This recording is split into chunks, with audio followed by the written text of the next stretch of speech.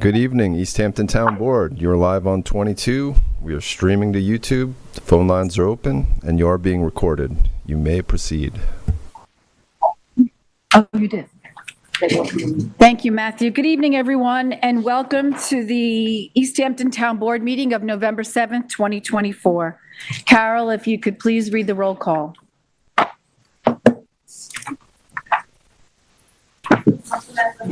Present. Present. Present. Present. Present. If we could all stand for the Pledge of Allegiance. I pledge allegiance to the flag of the United States of America and to the republic for which it stands, one nation, under God, indivisible, with liberty and justice for all. So tonight we have Hugh King with us. Hugh, if you would like to say a few words. Well, thank you for inviting all these people to hear me speak. Okay, in 1872, Susan B. Anthony was arrested. Why? She voted. Ooh. And she was fined $100. Wow, that's a lot of money then. And she never paid it. Good for her. Okay, the 11th hour, the 11th day, the 11th month, of course, is Armistice Day or Veterans Day. Well, some of the people didn't get that memo or ignored it, because after the armistice was declared on the 11th hour, the 11th day, the 11th month, many artillery units continued to fire on German targets to avoid having to haul back ammunition. And I'm sure the Germans did the same. So before the armistice, 10,944 casualties and 2,378 people died before the armistice. All right, that's the bad news. Now we got some good news. All right. On March 1st, 1920, at a meeting in Oddfellows Hall, you know where that is, right? 60 ex-servicemen met to organize the Edwin C. Halsey Post 700 of the American Legion. Edwin C. Halsey died in the service in France during World War I. His brother was I.Y. Halsey. I.Y. Halsey had a garage on Newtown Lane, and some of the first meetings were held there. The garage then became Wall Bombs, and now it's that famous historic landmark Stop and Shop. Okay. All right, now the Veterans of Foreign Wars. VFW Post 550 was named after Everett Elbert Herder, who had signed up with the French Army and was killed in 1918 in France only months before the armistice. Their first installation of officers was held on March 25th, 1939 at the high school auditorium. Now we have poppies. In the years following the First World War, veterans returning to their homes in this country remembered the wild poppies that lined the devastated battlefields of France and Flanders. The soldiers of all nations came to look upon the flower as a living symbol of their dead comrades' sacrifice. And then finally, we have one of the people who died during this during World War I. In 1915, there was a preparedness parade in East Hampton. Mrs. Mary Hamlin, put together a float, and on the float she said, "Abraham Lincoln was not too proud to fight." Well, that was a menace to Woodrow Wilson, who was trying to keep us out of World War I, and said we could be too proud to fight. On the front of the float was her daughter, Dorothy, dressed as Lady Liberty. Dorothy served as a Red Cross canteen worker in Manchester, England in 1919 for 2 weeks. Then she wrote a letter to her parents indicating that she was sailing for France to work there. Next, her family received a cable saying Dorothy died January 13th at 10:30 a.m. at Hospital 101 Paris after 6 days of influenza. Remember? That thing killed more people than the war. All right, Dorothy died January 13th at 10:30. Later, an official cable came from the Red Cross saying that a Red Cross funeral had been accorded Miss Hamlin, and she was buried with military honors in the American Cemetery, which overlooks Paris. She has been reinterred, and she's in the South End Cemetery in East Hampton. So most of what I said was true. Thank you.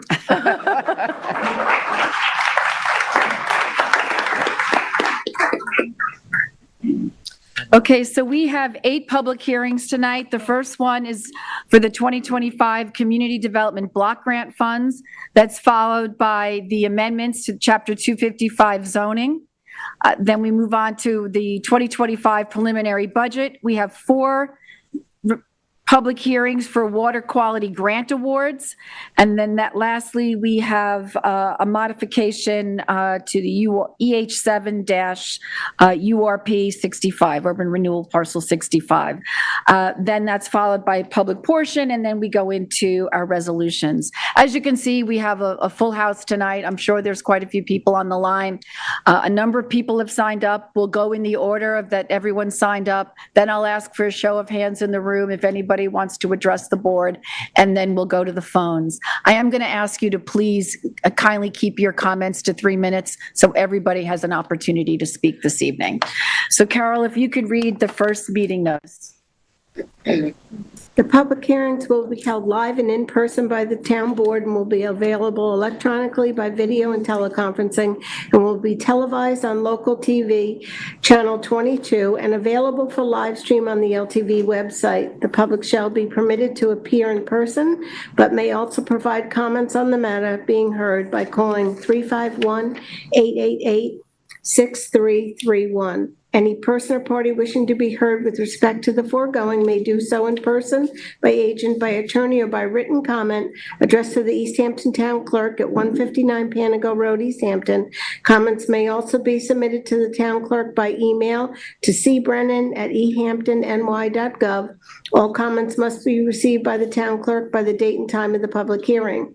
Please check the meeting agenda posted on the town's website for any changes and for updated information. Sometime in the year 2024, the town of East Hampton expects to receive approximately $100,000 in federal community development block grant funds. These funds may be used and have been previously used for a variety of projects that benefit low and moderate income persons, aid in the prevention and elimination of slums and blights, and/or meet a need having a particular urgency. Take notice that the town board of the town of East Hampton will hold a public hearing on November 7th at 6 p.m. or as soon thereafter as this matter may be heard, to consider citizens' views on local housing and community development needs to be met with the $100,000 in federal community development block grant funds expected in the year 2024. These funds may be used and have been previously used for a variety of projects to be selected by local officials. Examples of eligible activities include housing rehabilitation, elimination of physical barriers to the handicapped, public facilities and improvement, street improvements, public service activities, neighborhood improvement programs. Public service activities are limited to a maximum of 15% of the total grant, which is approximately $15,000. The amount of final funding is subject to congressional appropriation. Great, thank you, Carol. And we have Eric Shantz here tonight, our Community Housing Director, to just give us a little background on this public hearing. Thank you. So a lot of this is in the hearing notice, but CDBG are grants that are given by HUD. They're then given to Suffolk County, who then disperses them to local municipalities that are in the county consortium program. Again, mentioned in the notice, we usually get about $100,000 per year. Sometimes it's a little less, a little more. We use it for ADA accessibility projects, public services, public facilities, housing rehab. It's a great program that we've been doing for 2 decades now, almost 2 decades, I should say. It often gets overshadowed by the new Community Housing Fund and some of the other things that we do, but this CDBG and Section 8 that my department oversees are really 2 of the backbones of public services that the town provides to the community. I want to thank Linda Norris and Ann Bell in my office for helping administer this program. We usually can fund or partially fund at least about a half dozen projects every year. So far, my office has received 5 specific requests, Each year, we hold a public hearing as part of the process to hear from the applicants and the public, which is what this is right here. And then after this hearing, my office will create a list of recommended projects and the amount that's recommended to be dispersed for each project. Obviously, there's a finite amount of money, so sometimes we can't fund everything, sometimes we can. But I anticipate that conversation will be in front of the town board on the 19th at a work session. So with that, I will let anyone from the public or any of the applicants for this year speak. Thank you, Eric. So no one has signed up. Is there anyone here that wants to address the board on this topic? Matt, could you see if there's anyone on the phone that wants to talk to the Community Development Block Grant hearing? Sure. We have 4 callers on the line right now. We'll have to unmute them one by one. Just ask them. Okay. I'm going to unmute the first caller, phone number ending in 1984.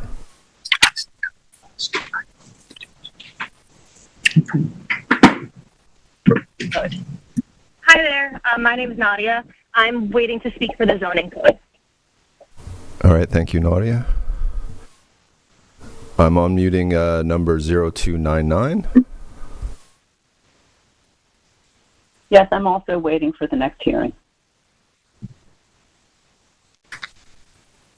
And caller ending 8656. Hi, I'm waiting for the next one too. Thank you. And unmuting caller 4123.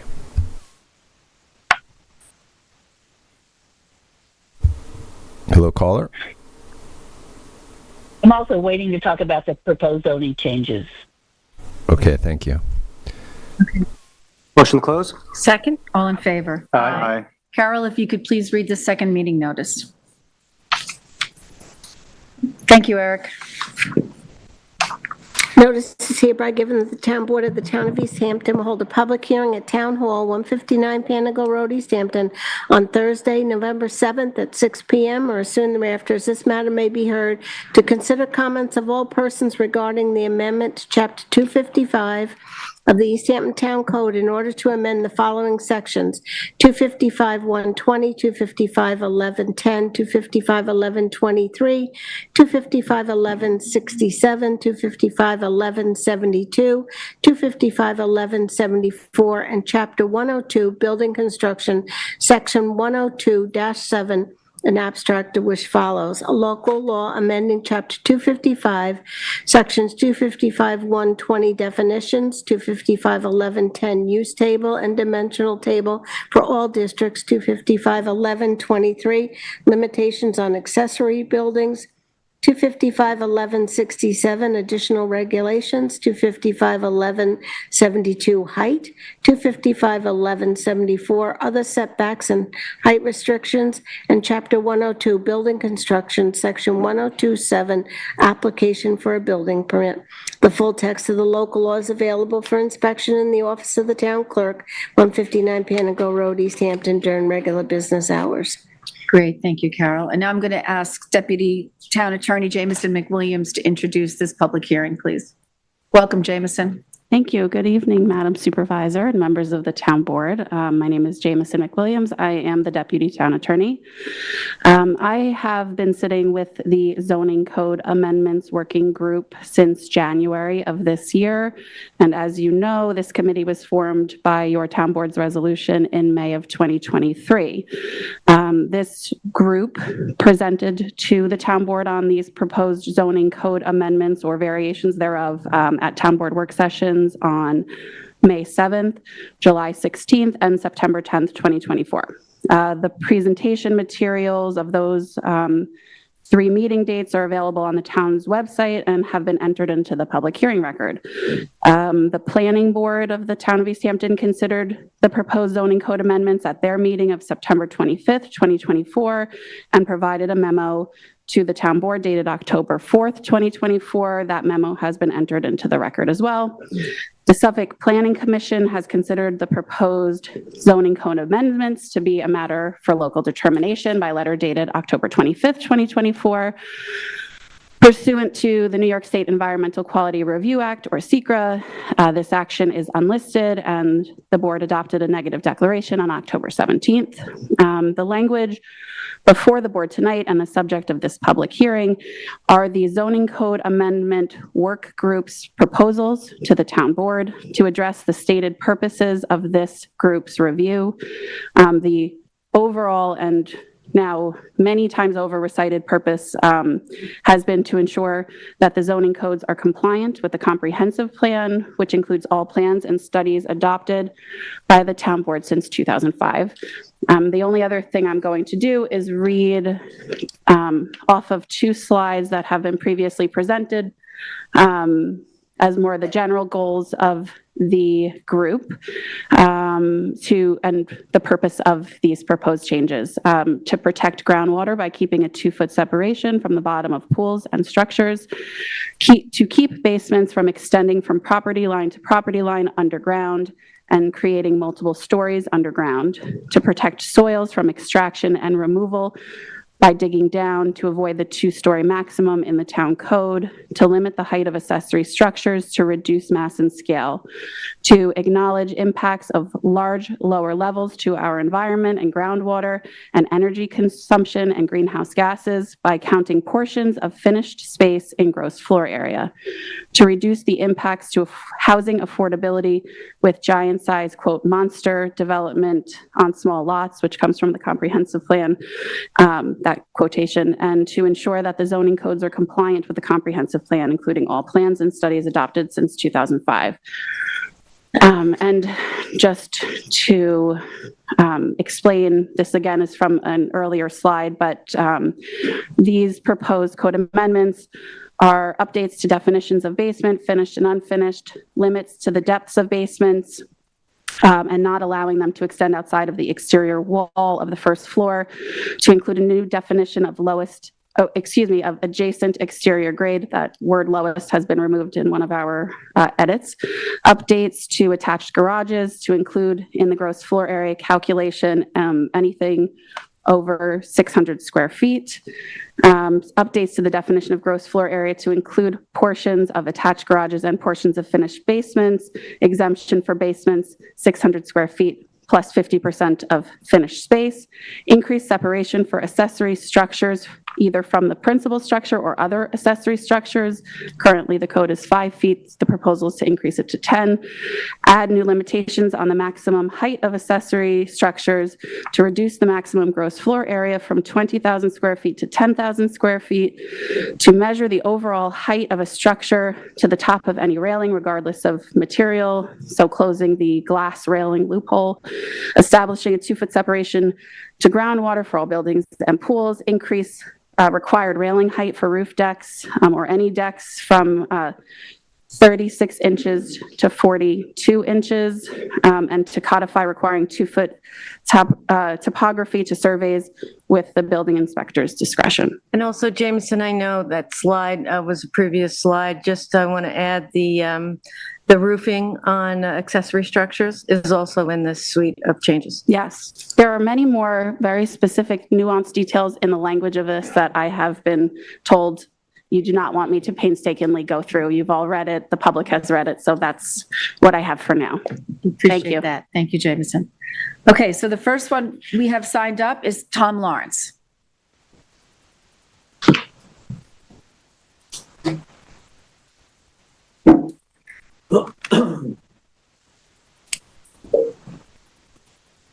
Welcome, Tom. Thank you. Fortunately, I have no plans on reading this. That would be a really quick read in 3 minutes. And I will apologize in advance for reading to you, but a necessary evil for such a terrible public speaker as myself. Good evening, Supervisor Burke Gonzalez, Deputy Supervisor Rogers, and council members. Given your agenda, the long week we've all shared, and the fact that I started my day just before 2:30 this morning, I will be as blissfully brief as possible. I would like to thank you as our elected officials for your service and dedication to preserving our community. It's never easy and seldom acknowledged, but we do appreciate you all and the work that you do on our behalf. I would also like to thank Deputy Supervisor Rogers and the members of the Zoning Code Amendments Working Group for their diligent efforts and hard work to date. The issues that will preserve our community may appear to some as simple to address, but they are in fact quite complicated and tedious when unwrapped and dealt with in detail with all the nuances and ripple effects considered. The working group has effectively set the table for what I believe will be an effective and efficient series of revisions that will address the concerns our residents have and effectively share in the overall context. Additionally, I'm compelled to thank Chairman Chris DeSuno and the members of the Code Advisory Group that I have been fortunate enough to work with as a member. The group has worked both with the Zoning Code Amendments Working Group initially and independently to further the goals we all share to preserve the character of our community. In that, Chris and many members of our group will be offering their comments for your consideration. I will simply focus on two elements that I believe to be most important at this time. This section I was compelled to add by others. By way of background, I'm a 40-year resident and parent of 2 in Springs. Started in construction at the age of 8, and I have photographic proof of that. And still going after 54 cumulative years. Served 17 years as East Hampton Village Building Inspector, and I was the sole inspector during the transition from zoning by district to zoning by lot size and geometry for all regulatory requirements, including GFA for principal and accessory structures, etc., and concurrently served on the East Hampton Village Planning and Zoning Committee. I hasten to add that I speak tonight only for myself and cannot emphasize enough that I am first and foremost a very proud resident of this incredible town, and ask you and my fellow residents here tonight to bear that in mind, as I think my following comments will attest to my commitments and priorities. First, the intent of both the town and village gross floor area code provisions was to control the visual massing of structures relative to individual lots based on their size and geometry. To the point, I believe that the most effective way to control massing is to adjust the definitions of gross floor area, story, and basements, and adjust the GFA as currently allowed in the matrix with specific sensitivity to the sizes of the lots, i.e., the percentage of the lot size and the square footage additional amounts could and should be proportional to the size of the lots and not equal across the matrix, as is currently the case for building coverage, total lot coverage, and clearing. I do not believe that true basements, that is, those substantially below grade as defined in both town and residential and the New York State residential codes, should be counted in the GFA calculation for a number of reasons and issues of practicality, including but not limited to energy efficient space, energy code compliance, fire code compliance, affordable storage, and/or finished space for best practices, and/or finished space and best practices for mechanical systems and the like. But primarily because doing so will in fact drive the massing of residential structures up to the first and second floors, inadvertently encourage building to the maximum GFA allowed above grade, and potentially create finished basements without permits to the detriment of both safety and code compliance. I also think that the maximum permitted GFA should be reduced, but again, proportional to lot size and allowed to remain capped at 20,000 square feet for the very large parcels that can support the square footage, bearing in mind that the very large lots and their structures have not generated any significant issues or complaints to date, given that they are typically so well screened as to be virtually invisible to most, and in fact can be said to be in keeping with the character of the micro-communities in which they exist.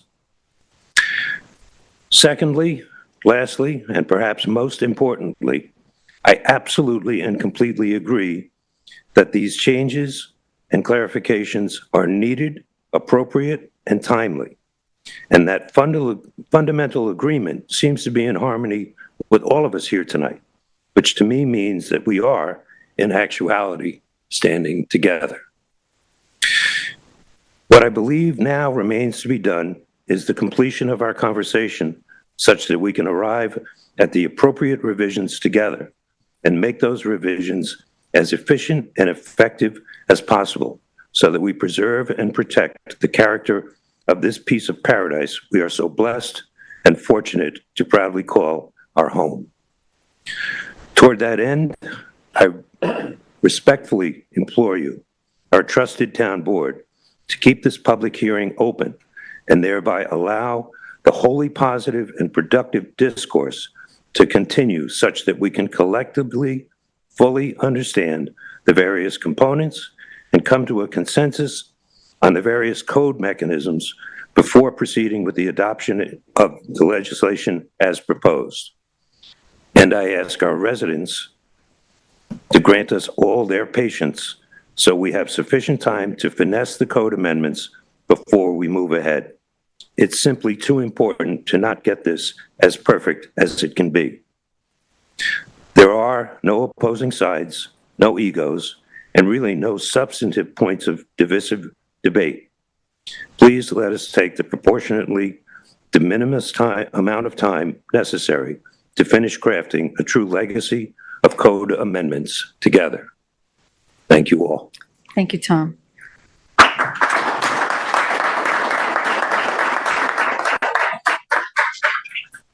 Next up is Dan Weaver.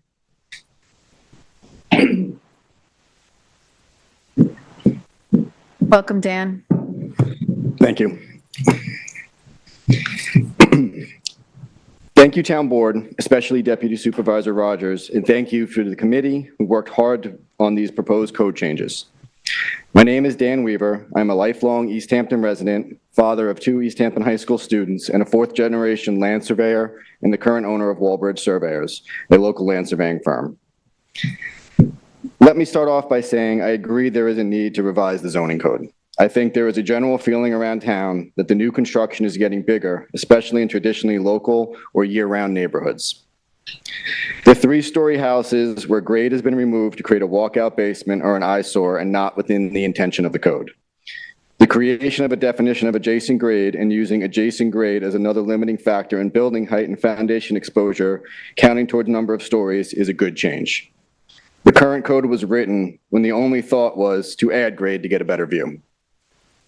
However, I do think there should be some small amount of foundation exposure allowed where this exposure would not count as a story. Sometimes it's good planning to have a garage or even one garage door or even a slider or French door as a walkout at the foundation level. Previously, there was an unwritten rule that as long as less than 50% of the foundation was below 4 feet out of grade, it was not counted as a story. Perhaps something specific to that should be addressed with the code. Maybe 50% is too much, but some limiting factor to how much of a basement exposure becomes a story. I think the way that it's written now, it's a little bit too definite that nothing can be exposed. Next, I want to move on to the requirement of 2-foot topography on building permit applications. It's another welcome update. However, I think leaving it up to the discretion of the building inspector leads to a level of uncertainty. Those of us in the building and planning profession like certainty. We can advise our clients when things are needed, when they're needed, and how to approach the the building department correctly.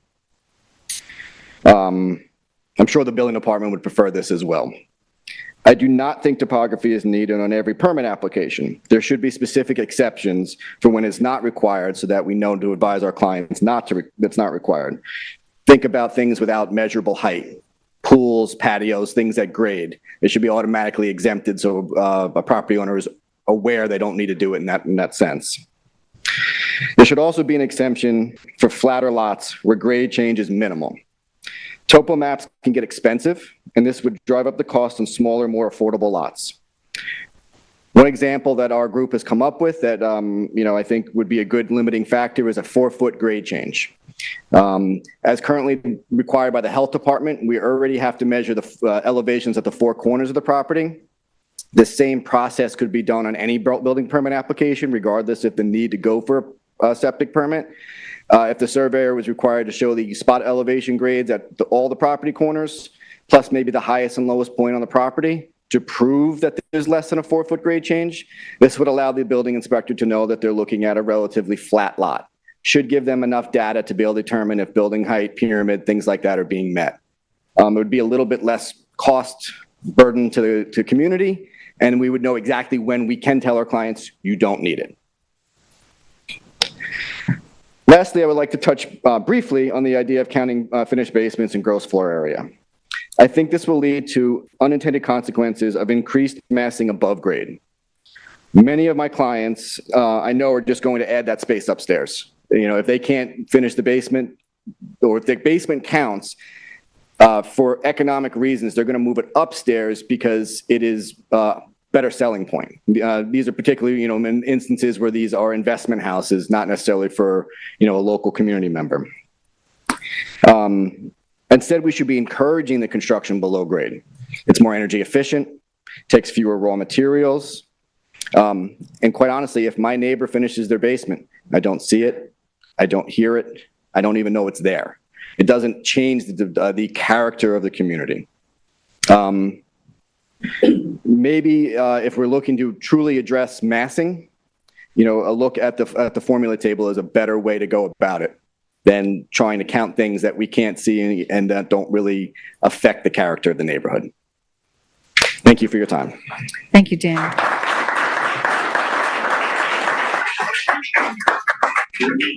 Next up is Bob DeLuca. I realize, Bob, you brought your fan club. Only if I get that at home, I'd feel much better. Good evening, Madam Supervisor, members of the Town Board. My name is Bob DeLuca, and I serve as President of Group for the East End. And I'm here to support the proposed changes to Chapter 255 and 102 with the proviso that the issue of dimensional and sort of gross floor area continue to be looked at, as well as some of the other things that have come up. For the record, Group for the East End is a professional conservation organization. We represent the environmental and community planning interests of several thousand member households across the 5 East End towns. About a third of our membership hails from the town of East Hampton. For my part, I've been a land use and environmental planning professional working in the region for the last 39 years with undergraduate and advanced degrees in my field, and my work in East Hampton, either sadly or amazingly, goes back to 1985 when I first started here, although I see there are some people in the audience that have been around at least as long as I have. So with that introduction, I just want to say first, the board, the town board, the staff, community stakeholders, and the zoning working group really deserve our thanks and appreciation and applause. This is really difficult work. If you do planning for a living, you understand this is the sort of the brain surgery of zoning. It's dramatic to be able to look at large maps and say this area is going to be a watershed recharge over area, and this is going to be an agricultural area. But when you get down lot to lot and look at these specifics, it's really hard work. So everybody who's been involved really is owed a debt of gratitude here. We also think that the approach here, and I know it's been debated whether floor area should have been looked at first or where to start with all this. I think honestly, there's different ways to do it, but the approach that's been taken to tighten up the clear loopholes in the code, it's reasonable, it's manageable, it provides a strategy to proceed. And there's an understanding that there's more to come with respect to several of the other issues that have come up, including the kind of bigger gross floor area on smaller lots and some of these things. So I just wanted to point that out. And again, from our standpoint, looking at all of this and going through the last work sessions, the board, in my view, clearly is trying to strike a balance here with the comprehensive plan that you all adopted and the stakeholder input that you've welcomed, which has been great, and a lot of it's been terrific. And I think you are owed credit for that. So you're trying to stay with your master plan. Your zoning is supposed to meet your master plan. A lot of communities fall off the wagon once you adopt it. Everybody has a ticker tape parade. It goes on the shelf. And 10 years later, you're waving stuff around. Remember this, remember that. So to your credit for doing it. From our standpoint, environmentally, And from a sort of community planning perspective, we think a lot of the changes that have been proposed, again, strike a good balance. We think the change standards for accessory structures make sense. We think the 600-foot garage issue makes sense, although it could be probably even smaller. There's probably not a lot of 600-square-foot garages on smaller lots.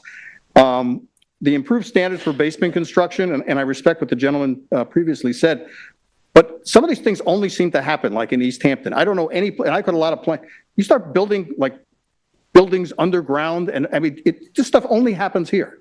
And it will keep happening. And I think it's going to be, as the lots get smaller and the intensity and focus gets larger, the town really has to set boundaries that are stiff for the future. Like I say, I just don't know.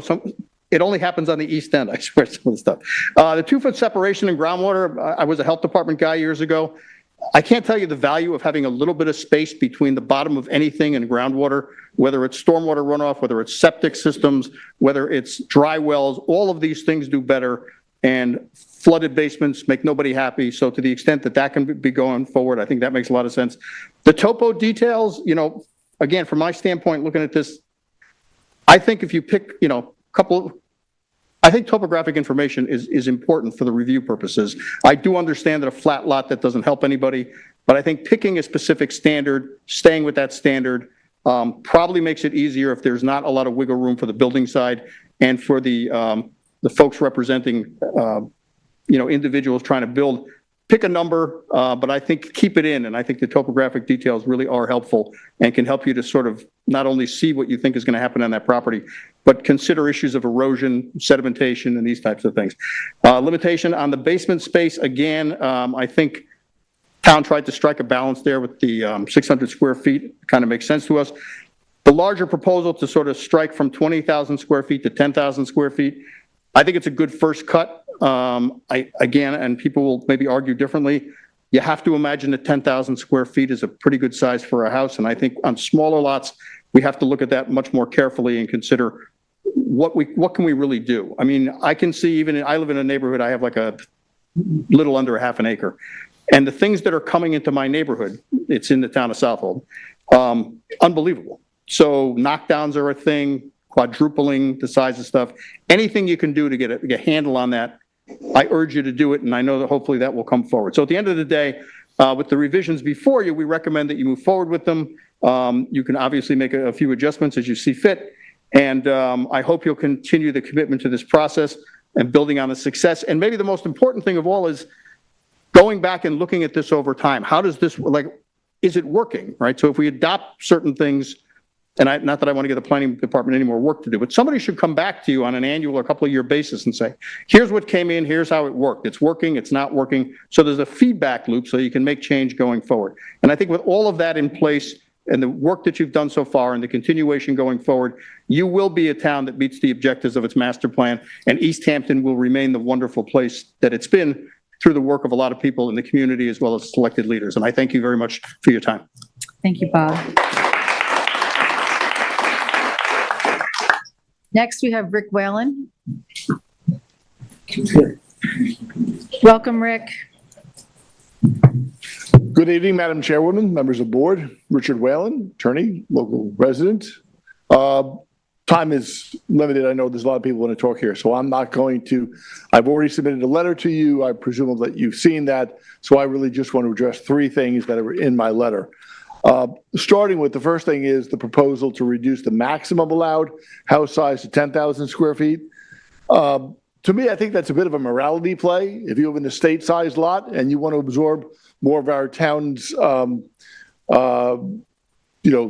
tax budget and put more town taxes on you, and that means less, the rest of us have to pay less. I don't really have a problem with that. I think the issue in the town, and this one thing I think you don't address here right now, I think you have plans to go forward, is house sizes on smaller lots. If somebody wants to build a 15,000 square foot house on the south side of the further lane, I don't really care, as long as they meet the setbacks and zoning requirements. But I think you do have to take a step further and deal with house sizes on the smaller lots for both neighborhood character reasons and frankly also for affordability reasons. I though have a specific issue on this. I have a client who got approval from the zoning board this summer for 10,500 square foot house. To do that, he had to combine 3 lots into a 7.3 acre parcel. Two of them were oceanfront lots. We have zoning board approval. We have a New York State DSC approval, but we don't yet have our health department approval, so we can't yet get a building permit. So if you were actually to adopt a 10,000 square foot limitation without an exemption, this person would have to go back to the drawing board, redo their house. So as I indicated in my letter, I would ask for some, if you were to adopt that change, I would ask for some sort of relief for somebody who's already gone through, substantially gone through the process. My second comment is on basements. I'm not going to talk about the changes to residential basements. My issue has to do with basements in commercial buildings, because the change that was made has eliminated distinction between commercial and residential basements. So as of 1999, and I know because I wrote the legislation, it was in connection with the town's regulation of superstores, we said that on commercial properties, a basement would not count as GFA as long as it was limited to one of 3 things: storage, mechanicals, or passageway. Now, I know the new law still will exempt mechanical space in a basement, but it doesn't say anything about the other things. What it's done is it simply said that a basement will count as GFA above 600 square feet, 50% of it above 600 square feet, if it's a finished space. Well, I went down to the basement of my building, which we read from Harold McMahon, and I'm not sure whether that's finished space or not. We have a storeroom down there. We just use it for storage. We don't work down there. I think eliminating the distinction between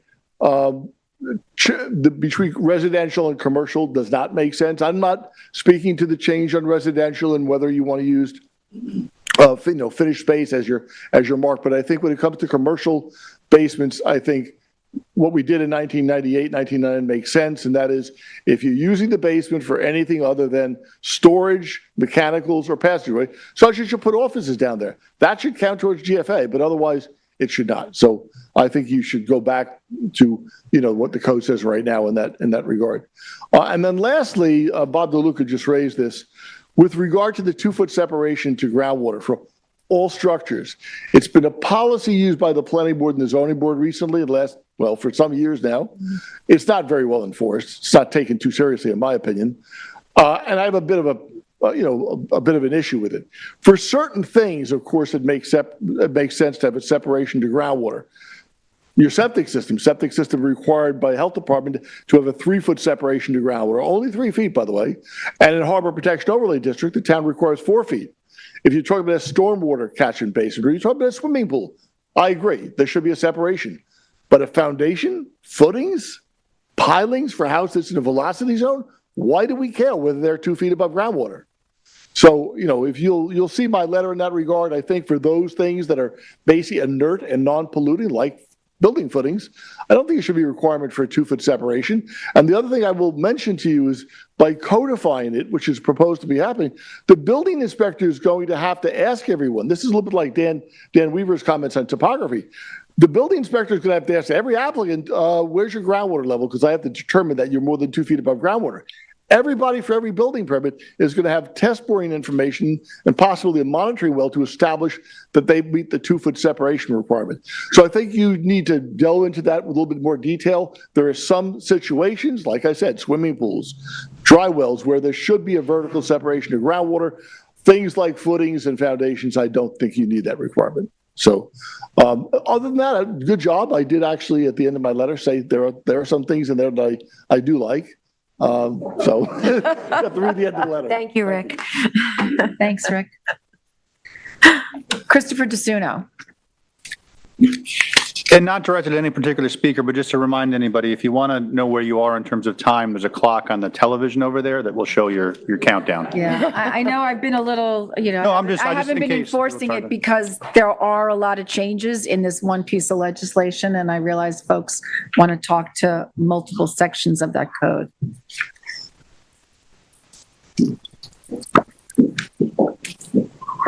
Thank you. Thank you, Chris. Thanks, Chris. Have a copy of Chris. I got an extra one. Yeah, I have it too. I printed it. Okay.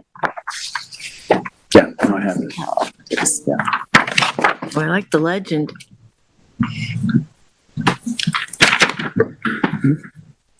Good evening, Supervisor Burke-Gonzalez, Deputy Supervisor Rogers, members of the town board. My name is Christopher DeSuno. I'm a lifelong resident of East Hampton, active member of the community, and a local business owner. I'm speaking as a representative of the group of professionals in the building industry comprised of architects like myself, surveyors, builders, and land planners. We are all local residents who care deeply about our environment and the aesthetics of our town.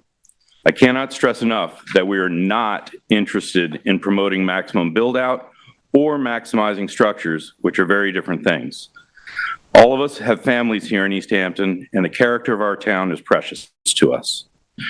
Our group of professionals applaud you, Ms. Rogers, and the Code Committee's efforts to amend our building code. It's a very complicated task.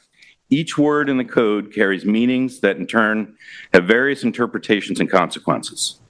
We recognize many hours and months have been spent on this effort and have brought forward multiple presentations to the public.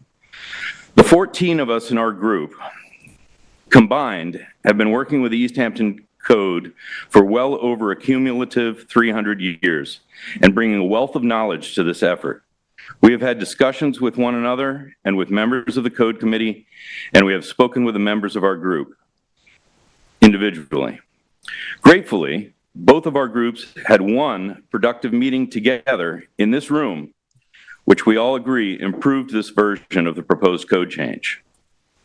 After careful consideration and analysis, our professional group feel that this latest draft of the legislation that was brought forward, unfortunately, is not quite yet ready for prime time.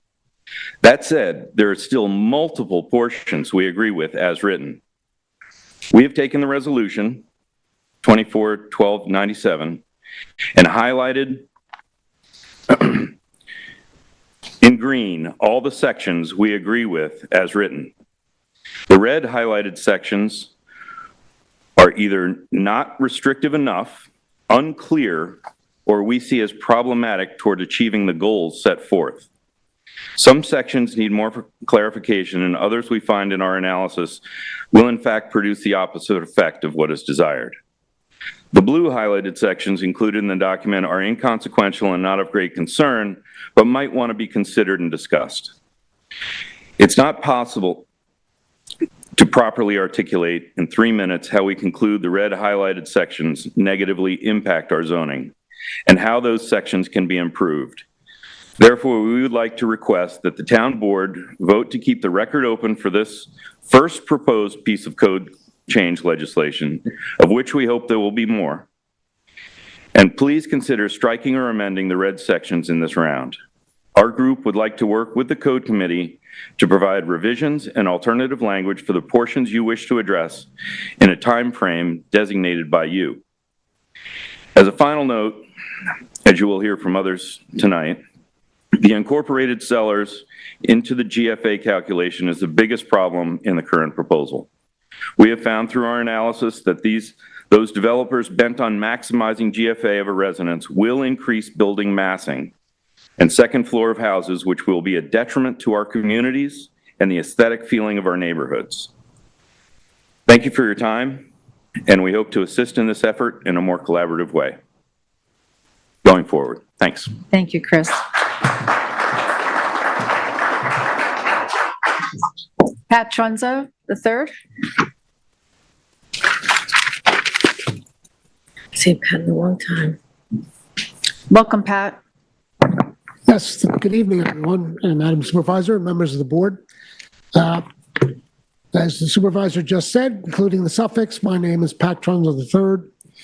I am a lifelong East End resident, having grown up in Sag Harbor.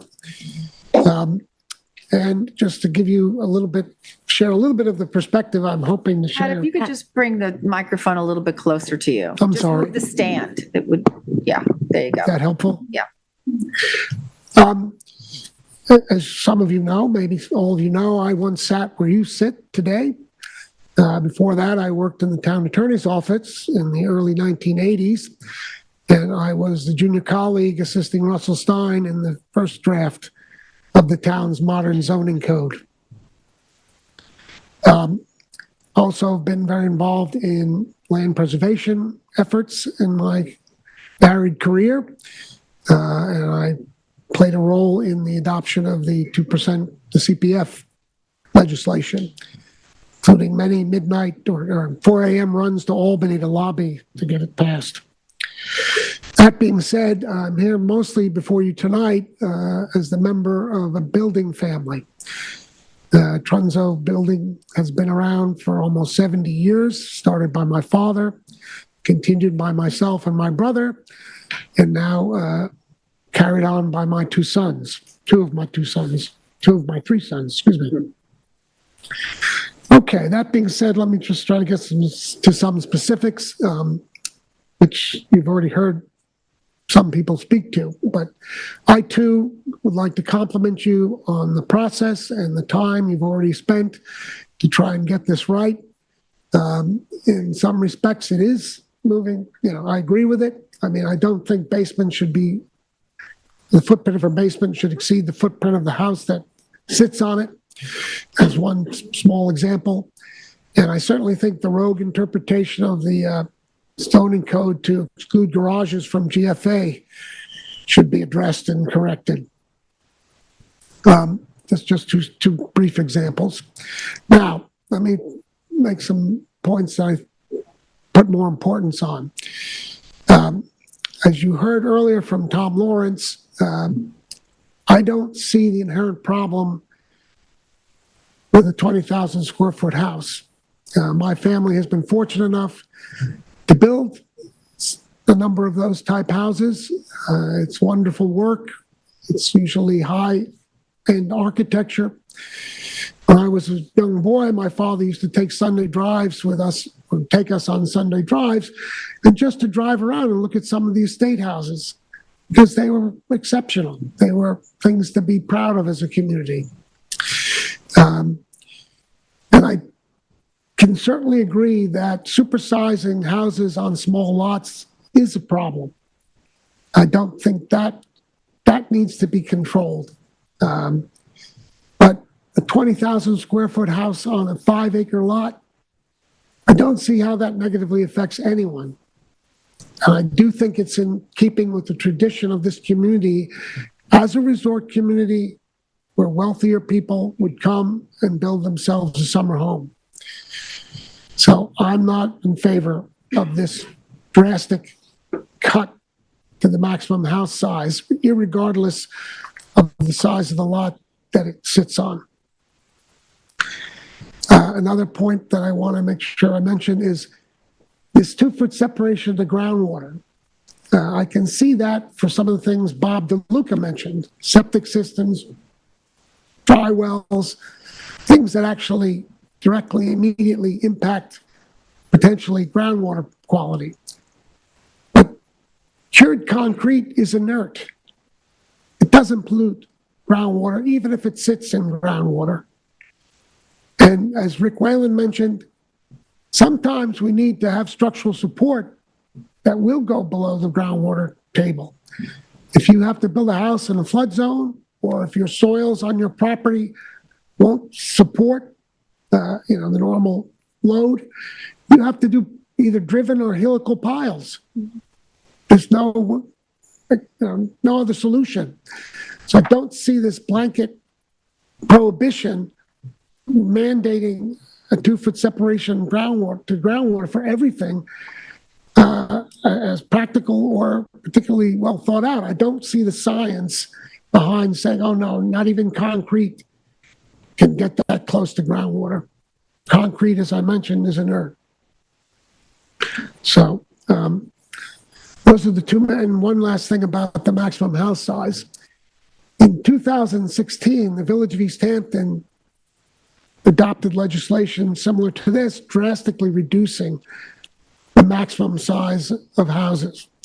I attended that hearing, as I am attending this one tonight, mostly as a builder, and I urged them not to impose that new limit.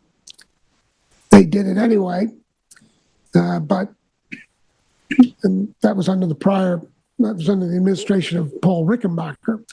Subsequent to that, years later, an incoming present administration came in and they repealed that limit. They repealed it because they didn't see the logic or the rationale behind it. And my main point about bringing this up is there's not been this devastating impact on the character of East Hampton Village by allowing houses to go back to 20,000 square feet. So I think you should rethink that particular restriction and focus more on the supersizing of houses on smaller lots. That's where I think you have negative impacts on the community character, the neighborhood character, and that's where I would urge you to direct your attention to try to curb some of the ill effects that are plaguing us. Okay, thank you very much. Thank you, Pat. Lou Cortese.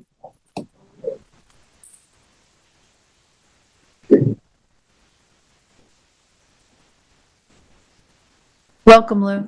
Thank you. Lou Cortese, Montauk. Okay, there are people at times who come before you to criticize. State that this is your own personal view? Yes. Okay, if you could just make that For statement, my own please. personal, Lou, I don't, maybe, but if you could just get that microphone a little closer. Is it me or do you guys No, have you're trouble? Yeah, we're having trouble hearing up here. okay, is that better? Yep, much better. All right. Start my 3 minutes now. Oh, yeah. There are people who come before you at times who criticize your decisions, they impugn your actions, and sometimes they question your motivations. I, on the other hand, feel a deep sense of humility coming before you tonight to offer my comments on the resolution to amend the zoning code. It's a topic that I've followed closely and have educated myself as best I could. But all of you, especially Kate, who's been chairing the zoning code amendments work group for a year and a half, have a much deeper understanding of the suggested zoning code amendments for your consideration. So it seems arrogantly asymmetrical for me to emphasize the need for these amendments when you all know that's much better than I do.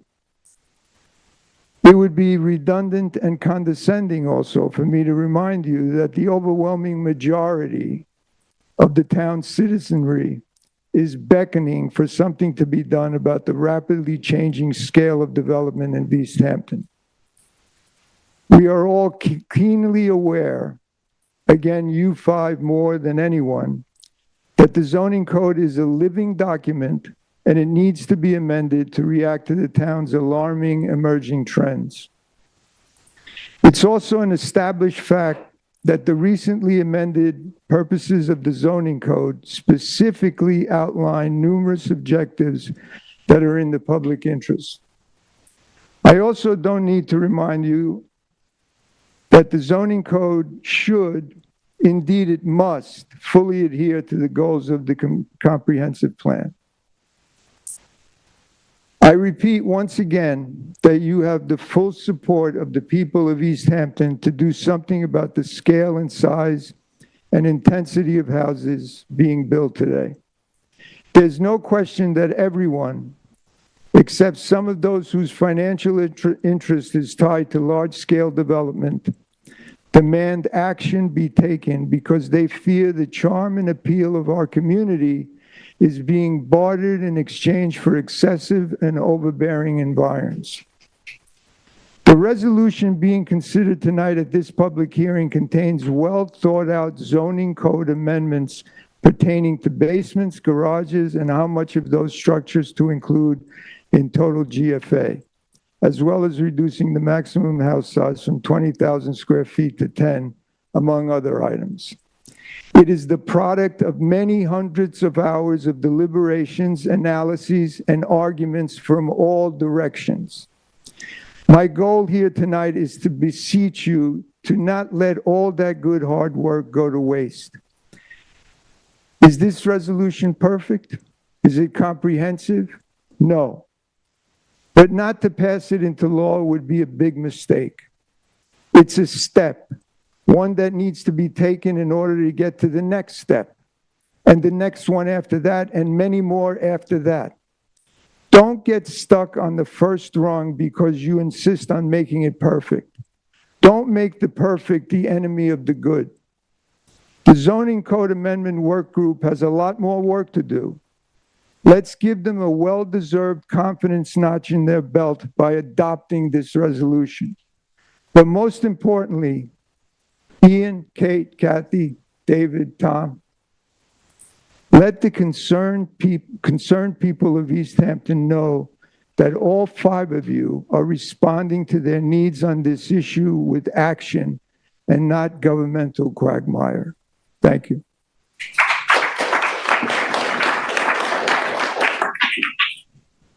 Do you want to take those 4 people? Alexander Peters.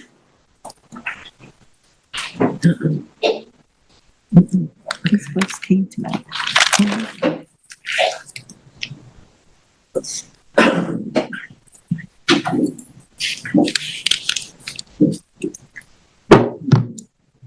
Welcome, Sass.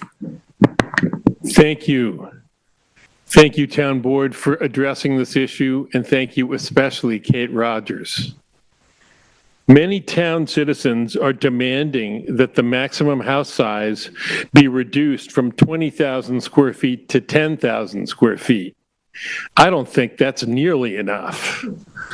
The maximum house size allowable in the town of East Hampton should be no larger than 8,000 square feet. My 3,200 square foot house has enough room for 12 to sleep over. How could you need more than that? Another code change that is vitally important to make is about basements. Basements should be at least 4 feet above groundwater. Pools as well. The depth of a basement should be limited to 15 feet. There should be no more basements beyond the footprint of the first story, and all large basements should be counted in house size. The town needs to go further in reining in house size for all lots and reduce coverage and clearing restrictions via the GFA formula. In the Stony Hill Woods, and I forgot to mention, I'm president of Amagansett Springs Aquifer Protection, an organization started in 1987. In the Stony Hill Woods, where the town's comprehensive plan says every lot should be purchased to protect the drinking water of every person in Springs, Amagansett, Northern East Hampton, Napeague, and Montauk, massive houses have been and are being constructed that will poison the aquifer. That means every drop of water all of us drink. Bigger houses almost surely mean more people and a much higher septic load. Wouldn't it be great if developers took responsibility for their impact on their own community? Wouldn't it be great if developers took responsibility for their impact on their own community? Lots that stick out into the high moraine must always be purchased by the town. And now we have massive houses on Timber Trail, LaFarrette Lane, and Stony Hill Road, just where they should never have been allowed. So it is time to change the size allowed for houses that will poison the aquifer. Thank you to the town board for having this hearing and correcting oversights to our town code. Thank you. Thank you, Sass. Next up is Michael Brown.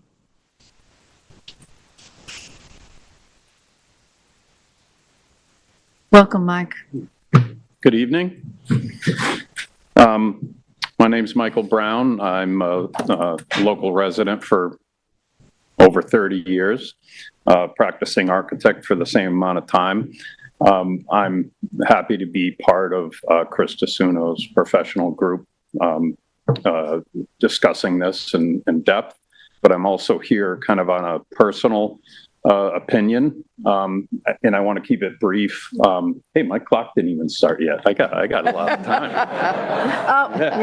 Damn. Pulled yourself out. That's how honest you are. I just wanted to spend my time talking about basements because I think that is it's something worth addressing to the fact that as an architect, our primary responsibility is the health, safety, and welfare of the occupants. Now that finished spaces have been developing in basements for quite some time now, code followed suit and said, okay, you have a legal space down there, you have to legally get out. So there are rules in place for egress, for fresh air. If there are bedrooms down there, the septic system has to comply. All of those things are already in place. But if you want to start counting that as GFA, I feel you're going beyond the safety, welfare of the occupants, and it doesn't even address aesthetics on the outside. This is all subterranean.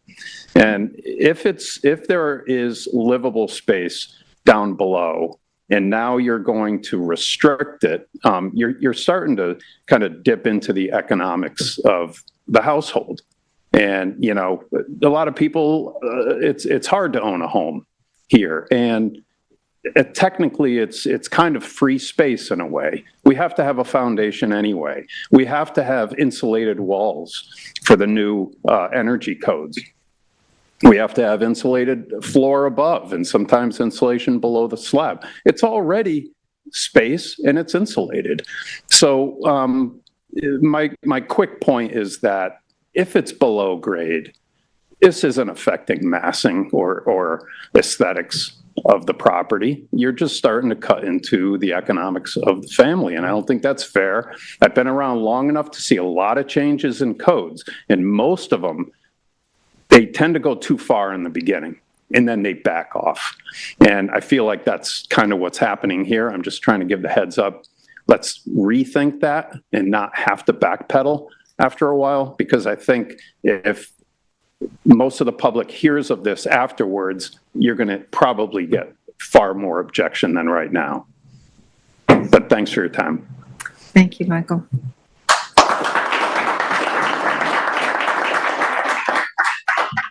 Next is Jessica James.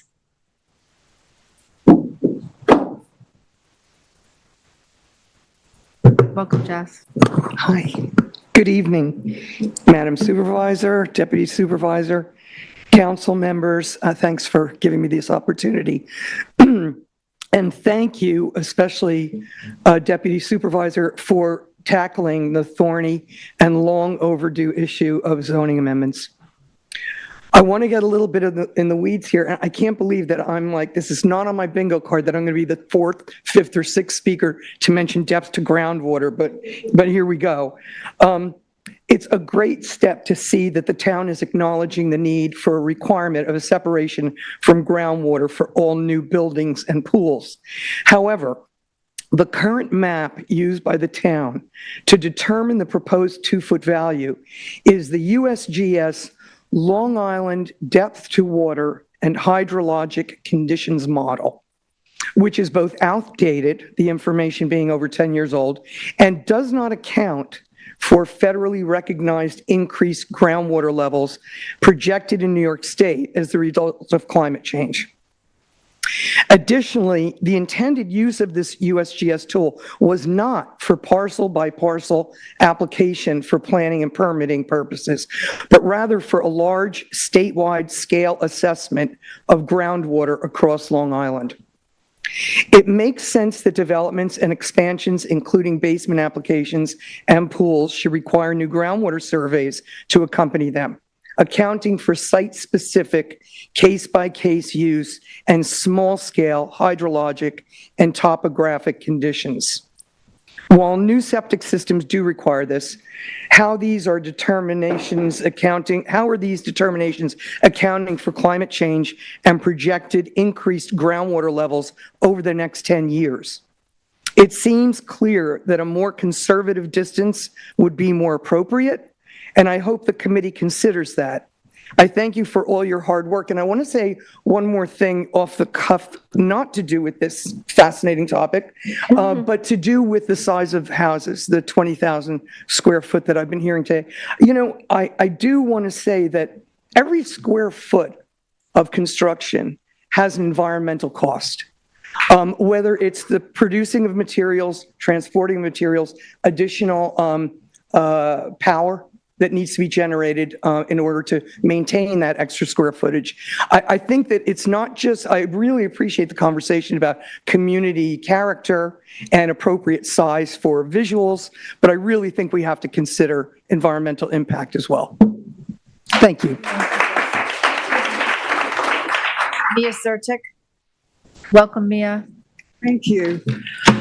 Thank you very much. Thank you, Supervisor Burke-Gonzalez, Deputy Supervisor Kate Rogers, and esteemed town board members. I live in a neighborhood in Montauk called Culloden Shores. My parents bought a house there in 1965, so I have a nice long history here, not as a full-time person, but as a summer person, and for the past 4.5 years, full-time.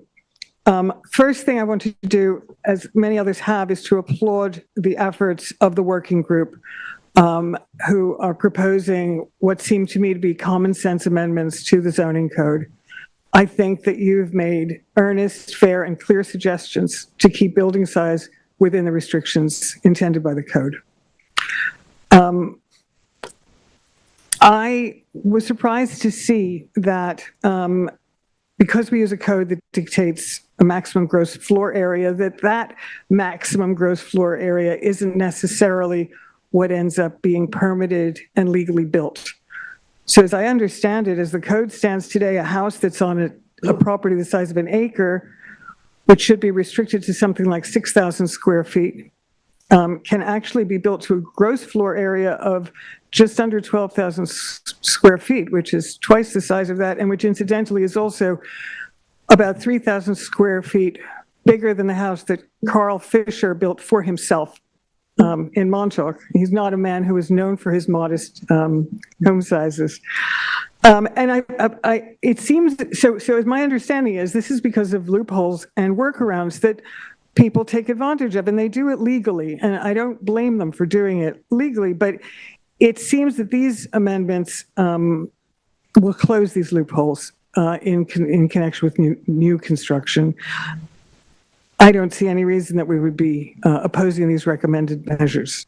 I know there's a general feeling that there's been so much overbuilding that everything's already been ruined. And so amending the code now is like closing the barn door after the horse gets away. But we all know there's plenty left to save. Because beyond the toll that's taken on our resources and on the environment by oversized houses, there's something else at stake here, and I think we all know what it is. It's the character of our neighborhoods and the beautiful natural vistas that brought us all to Montauk. I work for a historical society where our mission is to preserve and share the history and cultures of Montauk. Our neighborhoods are integral to our history and to the beauty and lifestyle that brought us here. I hope we can make the decision to follow these simple, logical suggestions and bring some of the most extreme overbuilding under control. Thank you. Thank you, Mia. Susan McGraw-Keeber. Welcome, Susan. Excuse me? I said welcome. Oh, thank you so very much. Supervisor Burke-Gonzalez and Deputy Supervisor Kate Rogers, Ian, David, and oh my gosh, Tom. I'm a little nervous. I spent so many years doing this and now I'm nervous. I'm going to read from what I wrote, and I did send my letter in, but I've added some things. So, dear Supervisor and Town Board members, when I left Manhattan for East Hampton over 40 years ago, it was for the charming historical character, woodlands, trails, expansive field views, star-filled skies in the evenings, the magnificent beaches, and the life of the ocean. I was drawn to East Hampton as it reminded me of my childhood summers in Maine. Pristine, clean air, and waters to swim or boat in, lots of pine trees, trails, and a place to seek solitude. It really was like that when I first moved here. It reminded me of Maine. For the last 30 years, I was a New York State licensed real estate broker, beginning with the brokerage firm which has now been sold to Corcoran, L&M Schneider Associates. So over these decades, I have witnessed the landscape and environmental changes as farmers sold their fields to developers. The acreage was subdivided into buildable lots on which new homes were constructed and sold predominantly to second homeowners.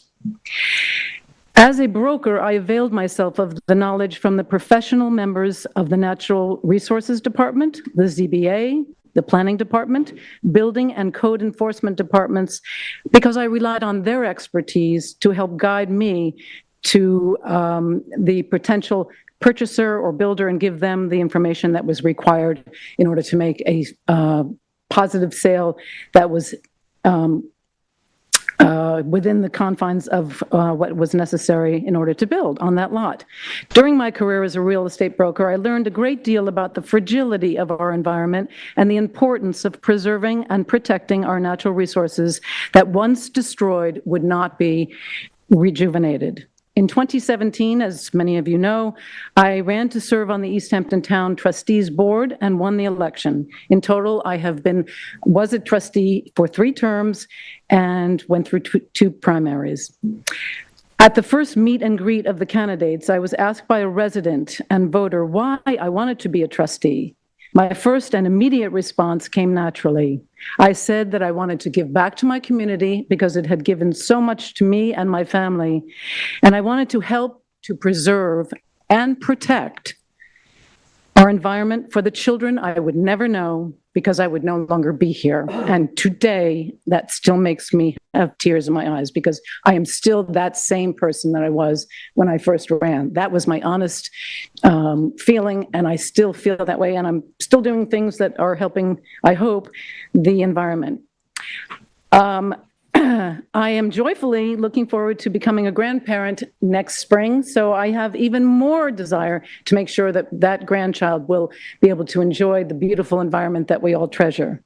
As you know, the trustees of the freeholders and commonality of the town of East Hampton was established in 1686 by the order of King James of England. It is the oldest body of government in our town, and there's our emblem up on the wall. Today, the trustee board members continue to be the stewards of the various bodies of waterways, estuaries, harbors, creeks, ponds, beaches, and old trustee roads. In more recent years, we collaborated with the town board members, as you know, to access the cable that provide access to the cable that would run under the ocean floor through the beach in Wainscott to enable the South Fork Wind Farm to become operable. And as you know, that the wind turbines are located 35 miles off the coast of Montauk, and the project provides renewable energy, an environmental direction we have pledged as stewards of the town to commit to delivering. Along with Supervisor Burke Gonzalez and Deputy Supervisor Kate Rogers, I am also a Climate Reality Project trained advocate for climate change awareness. I know what the solutions are as a result of this training. Attending former Vice President Al Gore's Climate Reality Project was a crash course with scientists and how to inform and educate through community outreach. I thank you, Kate Rogers, for introducing me to this organization, and I feel I came away with so much knowledge. When I came back to East Hampton, when I was in LA, I saw a map of the United States of America, and at the end of Long Island was a red dot, and I said, that's because Kate Rogers brought this to us, and that was the year that you had decided that we would become a renewable energy community in the United States. We were geared for 2030. All of this brings me to the topic of zoning and what is best for our fragile coastal communities. As a real estate broker and former trustee, my perspective about the zoning codes for decreasing house square footage from a maximum allowance of 20 square feet to 10,000 is necessary. Most homeowners have septic systems on the East End, and Although the AI septic systems are available, the truth is they are not installed at every home, and we have severe water contamination in our harbors, ponds, and other waterways. As a trustee, I served on the Water Quality Committee and worked with Dr. Christopher Gobler of Stony Brook University, Gobler Labs, to assess and map out the annual mitigation testing of our trustee-owned bottomlands and waters. We all know that local people are in desperate need of housing. This is my other issue about these oversized homes on small lots and big lots. Building homes that are affordable by the very wealthy, consisting of multiple levels of living space with numerous bedrooms and baths, spas, gyms, etc., removes the opportunity for housing for year-round local people. Do people require 10,000, 15,000, 20,000 square foot homes with all the luxury items included in exchange for the need for local housing? I don't think so. As the town board members, you too are stewards, just as the trustees are, and I sincerely hope you will agree that profit over planet and profit over people, which I call POP, should not be an influence when closing the loopholes that afford developers great profit, while at the same time the community and environment's best interests are ignored. Our fragile environment and natural resources cannot sustain the burden of what currently exists in development. I urge you all to consider the ramifications of supersized residents, the lack of housing for local people and families, which I know the town board has been very active about making sure that we had housing being built in the past several years. But the impact to our environment, our waterways, must be considered. And we are still a town that draws tourists and summer people, and we need to keep our waters clean. We need to look at the environment. That's most important. Reasonable concessions to a zoning code will ensure that we will be closer to the goals set for the environment now and for future generations. So I'm asking that we downsize to maximize the environment's sustainability. And I thank you all very much for this time and for all your work. And I want to say that I built my own house in the 80s. It's one story, one basement, and it's 1,700 square feet. And I love my home. It's plenty big enough for us. Thank you, Susan. Lynn Blumenfeld. Welcome, Lynn. Check. Hi, everybody. Thank you so much to the board. Thank you so much to all the people who came here tonight who care about our environment and who care about our community. Caring about our community right now, this week, this moment in time is extremely important. And thank you, Kate, for all your hard work. When I was a little girl, one of the first songs I ever learned was written by Woody Guthrie. And it went something like this, but I've changed the lyrics a little. This land is your land, this land is my land, and we all love the East End of Long Island. So don't destroy what we all hold dear. This land was made for you and me. And as I went walking around East Hampton, I saw a bulldozer take out a cottage. I wondered who needs a 20,000-foot monstrosity, 'cause this land was made for you and me. Now, as I walked into this room this evening, a man overheard a conversation I was having, and he said, "Excuse me, you don't understand what my clients need." And I looked at him and I said, well, what my mother used to say to me when I was a little girl was, Lynn, there's a difference between what you want and what you need. And what our community needs right now is protection that you are very capable of providing, because we're talking about a billionaires club that is taking advantage of the resources that everyone needs. This land was made for both of us. It's not your land, it's our land. And I feel really strongly that you're capable and that you care as much about this community as I do, more so because you've dedicated your careers to it. And I wrote something down. I have no idea what it was now because I'm shaking. I feel like our community cannot afford other people's exorbitant water use. We cannot afford overconsumption of our resources and the over-the-top way they're changing the character of our community. Frankly, I'm over it. So please help protect what's ours, not a very, very small handful of people. And I hope you understand that what I'm saying is I support the proposed changes, and I hope you won't delay, because every time you delay, another monstrosity gets approved. Let's change the law now, and if we need to revise it, we will. Thank you. Thank you, Lynn. Britton Bistrian.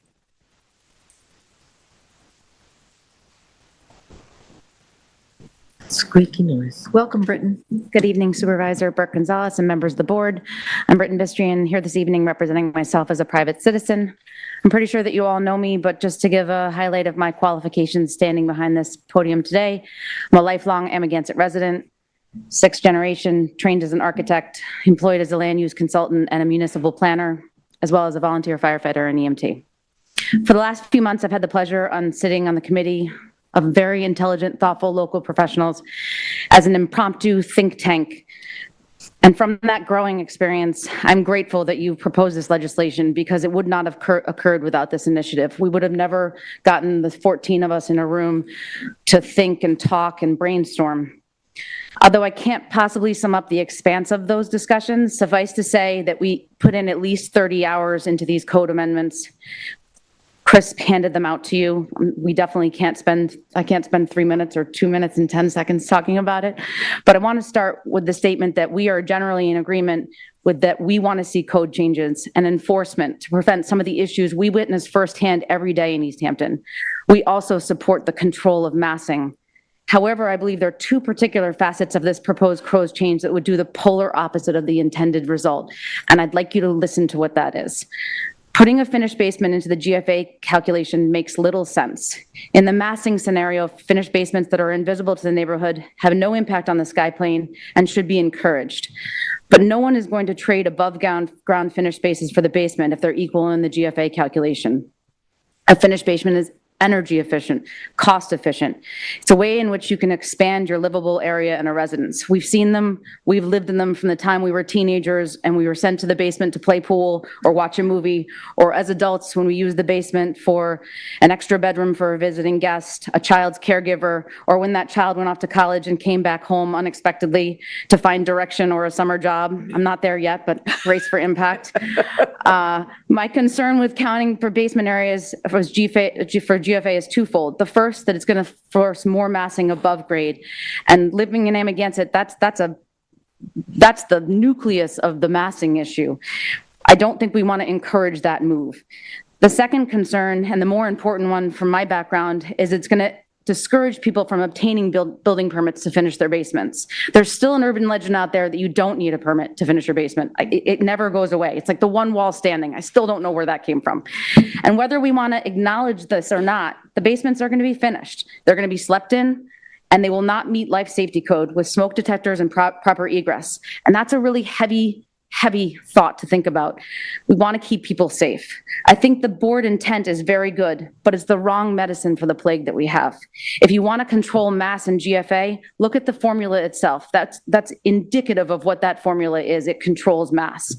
The other section of the proposed code, which I'm going to go over in 3 seconds, is that I do not believe the intent of counting a porch on a pool house as GFA. First of all, the worst thing in the code is ambiguity. You've heard it many times tonight, or treating appendages differently. Why would we count a porch on a pool house as GFA and not a porch on the house? How do you explain that? Second, if this is a massing issue, it's going to do the absolute opposite. If I can only have a 200 square foot pool house inclusive of a porch area, which everyone wants for sun protection these days, well, then I'm going to build a second pool house and maybe a third or a fourth, littering the property with structures, creating more mass. And instead of regulating the porch on a pool house, how about we change the code and say, you can only have one pool house on your property. Close that loophole.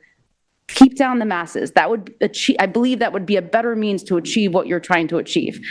Lastly, if any code change is adopted, we need to include strong and clear sunset and grandfathering provision. Currently, the code is mostly silent as proposed. The average application in the zoning board right now is 2 years. With a huge time investment, there's a parallel financial one.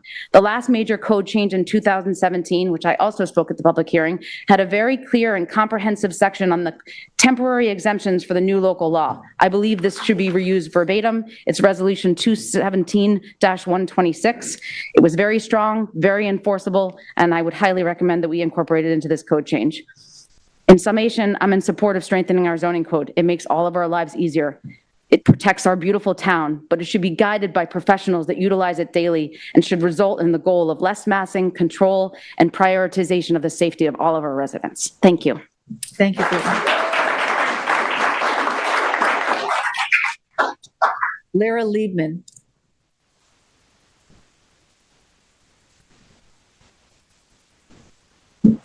Well, hello, good evening. My name is Tyra Liebman. Oh, I'm sorry. No problem. I live in East Hampton, and I thank you for the opportunity to speak to you tonight. I've spoken twice here on this topic. In fact, I was the person who previously referred to the house being built behind me as the Marriott. Anyway, I care deeply about our town evolving in a reasonable way. I'm supportive of the proposed amendments to the town's zoning and building codes. The excessive, massive overbuilding over the past decade has contributed to the degradation of our water quality and our town's character and needs to be contained. The proposed amendments address the egregious overdevelopment on parcels, but still permit reasonably large homes to be built.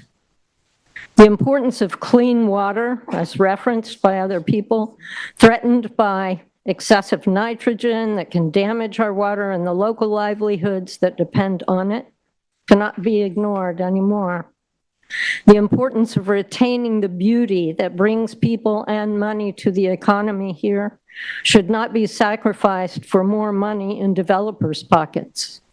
The importance of having building and zoning codes that actually comply with the town's 2005 comprehensive plan can no longer be overlooked. I appreciate the consideration you have given to striking a balance, and I endorse your support of these proposed amendments. Thank you. Thank you, Tara. So that's everyone on the list. I'm going to go to the first 4 callers because they've been on since the beginning, and then we'll come back to the room. Matthew, can you please put through the first 4 callers? Sure, and I'll just let you know that we have 7 total. Thank you. Okay, first caller, number ending in 1984. Thank you for holding. I'm going to unmute you now. Hi, can you guys hear me? Yes. We can hear you. Okay, great. Hello, everyone. My name is Nadia Barcenas, and I'm from East Hampton. I'm considering that so many of my fellow community members have addressed specific aspects of the code. I just want to take this time to instead emphasize the importance of staying involved in issues such as this and the potential ramifications if change is not made. I fear deeply for what the future holds in store for our environment, both in terms of community and ecology. When I walk around in my neighborhood of Whalebone, I am utterly perplexed by the size of the newer homes in what is traditionally a working class area. Though East Hampton has been making the transition away from sleepy agrarian town for several decades now, the rate of overdevelopment in recent years is alarming, and I wholeheartedly approve proposed amendments to the zoning code. I want to make clear that I have no issue with our community expanding to include people from all cities and backgrounds. We are blessed to live in one of the most beautiful and unique parts of our nation, and I delight in the prospect of sharing this with people who are committed to respecting it the way it deserves to be respected. What I and many members of my community take issue with is the entitlement that surrounds this influx of interest in our area, insofar as it's marked by the mentality that our community should bend in order to reflect their preferences. My main causes of concern are twofold. First, I fear the potential for a complete loss of our local culture if the zoning isn't amended, and second, the potential for continued destruction of our local ecology. Much of our local culture as a community is tied to the aesthetic of the buildings that our forebears erected. Modest farm-style salt box homes that exude humble beauty and respect for the ground upon which they're built. These homes have a unique and historical character to them as they were built for function and comfort.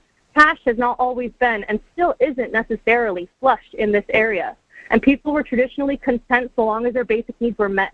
While it's obvious that this perspective has changed as people have garnered wealth, it is incumbent upon us all as stewards of the land to question whether or not this shift in mentality is a net positive or negative for our community. Should we allow people to deplete our natural resources in building obscenely large homes that are not representative of our local culture just because they can? Should we allow people with wealth to dictate how the face of our community evolves, shunting the perspectives of hardworking locals to the side? I graduated from East Hampton High School in 2013. Of those who I graduated with, a shrinking percentage have families who remain in East Hampton. Many of our parents have been pushed out of this community for two reasons: an inability to keep up with the rising cost of living, and frustration that their local perspectives have been drowned out by the voices of those with heavier wallets. Their desire to leave is exacerbated by the enticingly outlandish prices that their properties can fetch. It's my dream to raise children in East Hampton so I can provide them with the special, unique childhood that living out there affords. But that dream is unattainable in this current climate. Should my peers and I, who are committed to preserving East Hampton, be denied the ability to do so because we aren't billionaires? When our parents sell our childhood homes, it's not fellow locals who are buying these homes to raise their own families in keeping with the traditions of a Bonic way of life, but rather corporations and individuals such as Farrell, who raise standing structures and build characterless McMansions that stand empty the majority of the year. This is detrimental to East Hampton's culture because it facilitates the loss of a local voice. What is left when the vestiges of the Bonic perspective run dry? What does East Hampton have to show for itself when the only people who remain are those who don't take it upon themselves to uphold our local traditions and commitment to preservation? What does East Hampton stand to gain by letting wealth decimate our culture and ecology in one fell swoop? East Hampton, as we know it, is nearly 4 centuries old. For these 300 some odd years, we have been a community of hard workers who take immense pride in our Bonicker culture, particularly in connection with our bodies of water. This is in no way beginning with European settlers. The Native American population set the tone by virtue of their ancestral connection to the sea and the promised land that we are blessed to walk upon today. What would our forebears think if they saw what we have done to the dunes and the water for the sake of personal greed and hubris? Every day I see stunning swaths of land demolished by heavy machinery, most recently on the corner of Oakview Highway and Miller Lane, and I can only hope that the stewards of these lots will build responsibly. If not, is the impact worth it? Is it worth it to build defensive structures fenced in by monocultures of arborvitae and privet hedges that contribute nothing to our local ecology? Is it worth it to further pollute the water table by digging deeper than is reasonable to build that finished basement, to pump more wastewater into our fragile water bodies, adding dangerous chemical compounds that upset the balance of natural life? How many more bodies of water across the hamlets of East Hampton must be deemed unswimmable in the summer before we make a change? How many more times will we shut down shellfishing in waters that have nourished working-class families for centuries because people prioritize the state of their lawns over the state of our bays? East Hampton must stand up for itself against arrogant greed and champion the voices of those who have always sought to protect its delicate balance. Opponents to the amendments to the zoning code could have you think that they're exercising their right to property and liberty by building these structures, and that any changes to the code would be infringing upon those rights.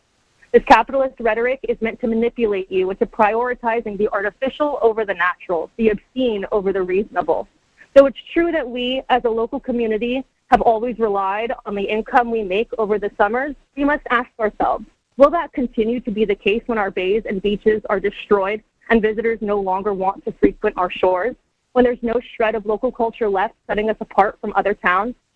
Though opponents may say that unfettered land development allows individuals and developers to put money into our local economy, it seems to me that we're actually harming the stability of our economy in the long run. This is especially true when considering the expensive intermediary measures that will inevitably be needed to mitigate the negative impacts on our ecology. It is our responsibility to send a message that there are some things wealth cannot buy, that there are some things that are not worth sacrificing for the sake of personal gain. If trends of local community loss continue, and if we continue to lose access to safe and healthy waters, what authenticity remains? Respectfully, will your legacy as stewards of the town be one of preservation or one of complicity. I earnestly urge the town board to move forward with the proposed amendments to the zoning code in support of preserving our local community. Let's not let short-sighted gain create devastating, long-lasting impacts on this land that we as a community love so much. Thank you so much for your time and efforts and for your continued dedication to our community. Thank you, Nadia. Matthew, if you could put through the next caller, please. Sure thing. Okay, caller 8656. I'm going to unmute you now. Good evening, Supervisor Kathy Burke-Gonzalez, Deputy Supervisor Kate Rogers, and members of the board. I'm Kay Tyler calling on behalf of concerned citizens of Montauk.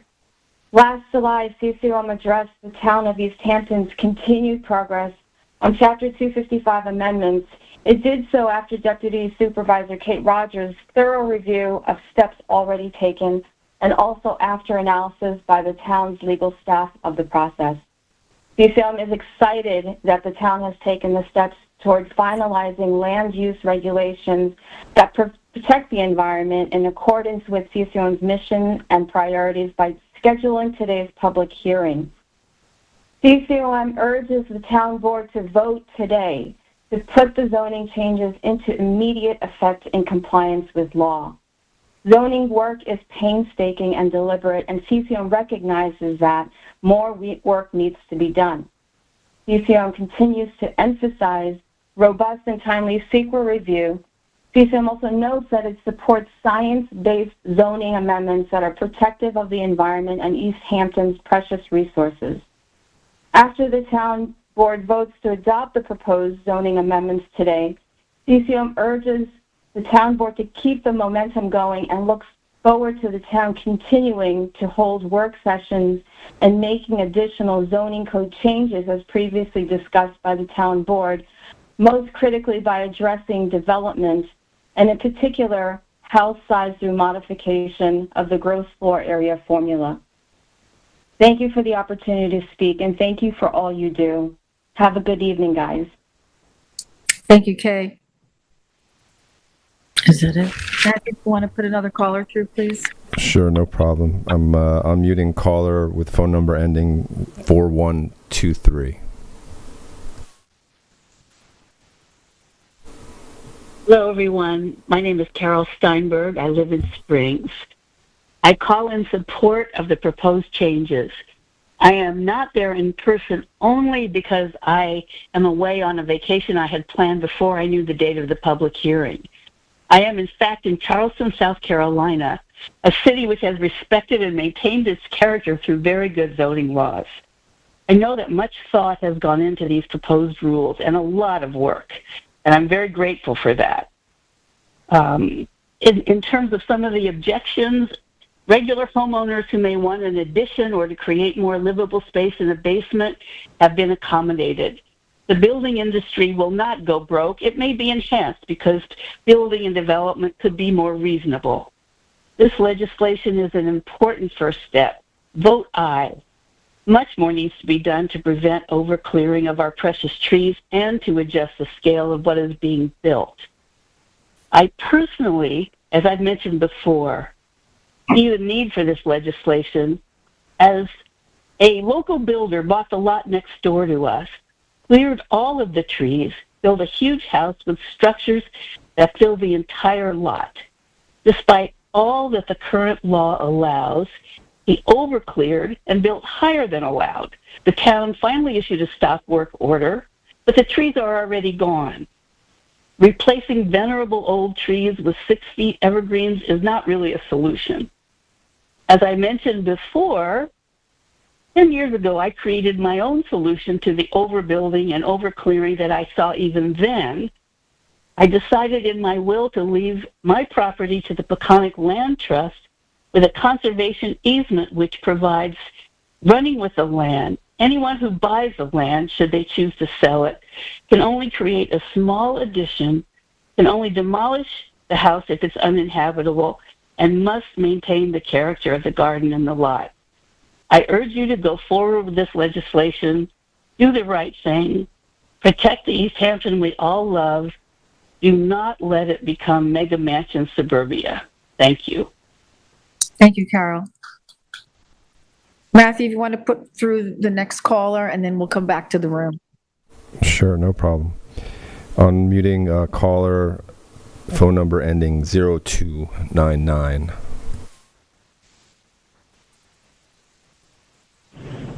Good evening, Supervisor Burke Gonzalez, members of the town board. This is Carolyn Logan Gluck calling, and this evening I'm speaking on my own behalf. Recently I've been thinking about the letter of the law and the spirit of the law. One is what the law says, the other is the perceived intention or purpose underlying the law. One is enforceable, the other is not. And this led me to think about the letter of the zoning code versus the spirit of the zoning code. For decades now, houses have been constructed that may adhere to the letter of the zoning code, but fail to follow the spirit of the code. Two-story houses with habitable spaces below grade that are made more pleasant by the regrading of soils around their egresses follow the letter of the code, but they fail to embrace its spirit. Residences with enormous garages that, if added to the gross floor area of the house, exceed the maximum allowable GFA on a property, adhere to the letter of the code, but violate its spirit. Why does this matter? Because these examples fail to respond to the vision statement in the town's comprehensive plan, future development to be harmonious with the existing character of the community. So if the spirit of the code is not to be embraced, then the letter of the code must be amended. Only in this way can the town board fulfill the mission with which it is charged. I thank the Zoning Code Working Group, especially Deputy Supervisor Kate Rogers, as well as all members of the town board for their hard work and time dedicated to this. And I fully support all the proposed amendments to the zoning code as I encourage the working group to continue its hard work, revise the dimensional tables, and work to protect our trees. Thank you. Thank you, Carolyn. Okay, we're going to come back to the room, and I'll take a show of hands if anyone that would like to speak. Craig?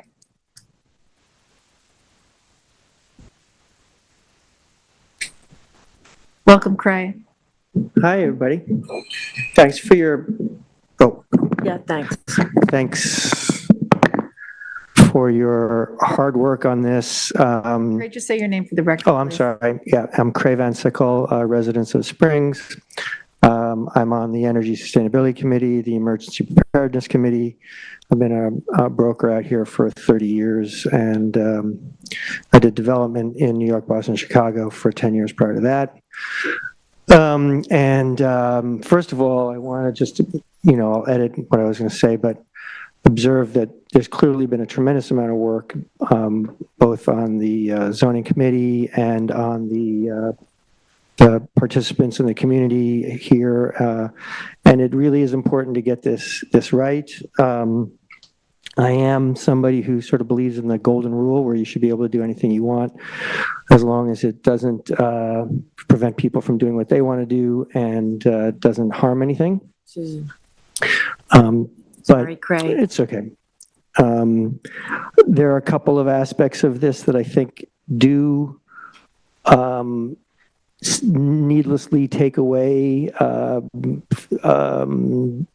amenities like the roof deck, which doesn't harm anybody other than sometimes roof decks look down on people.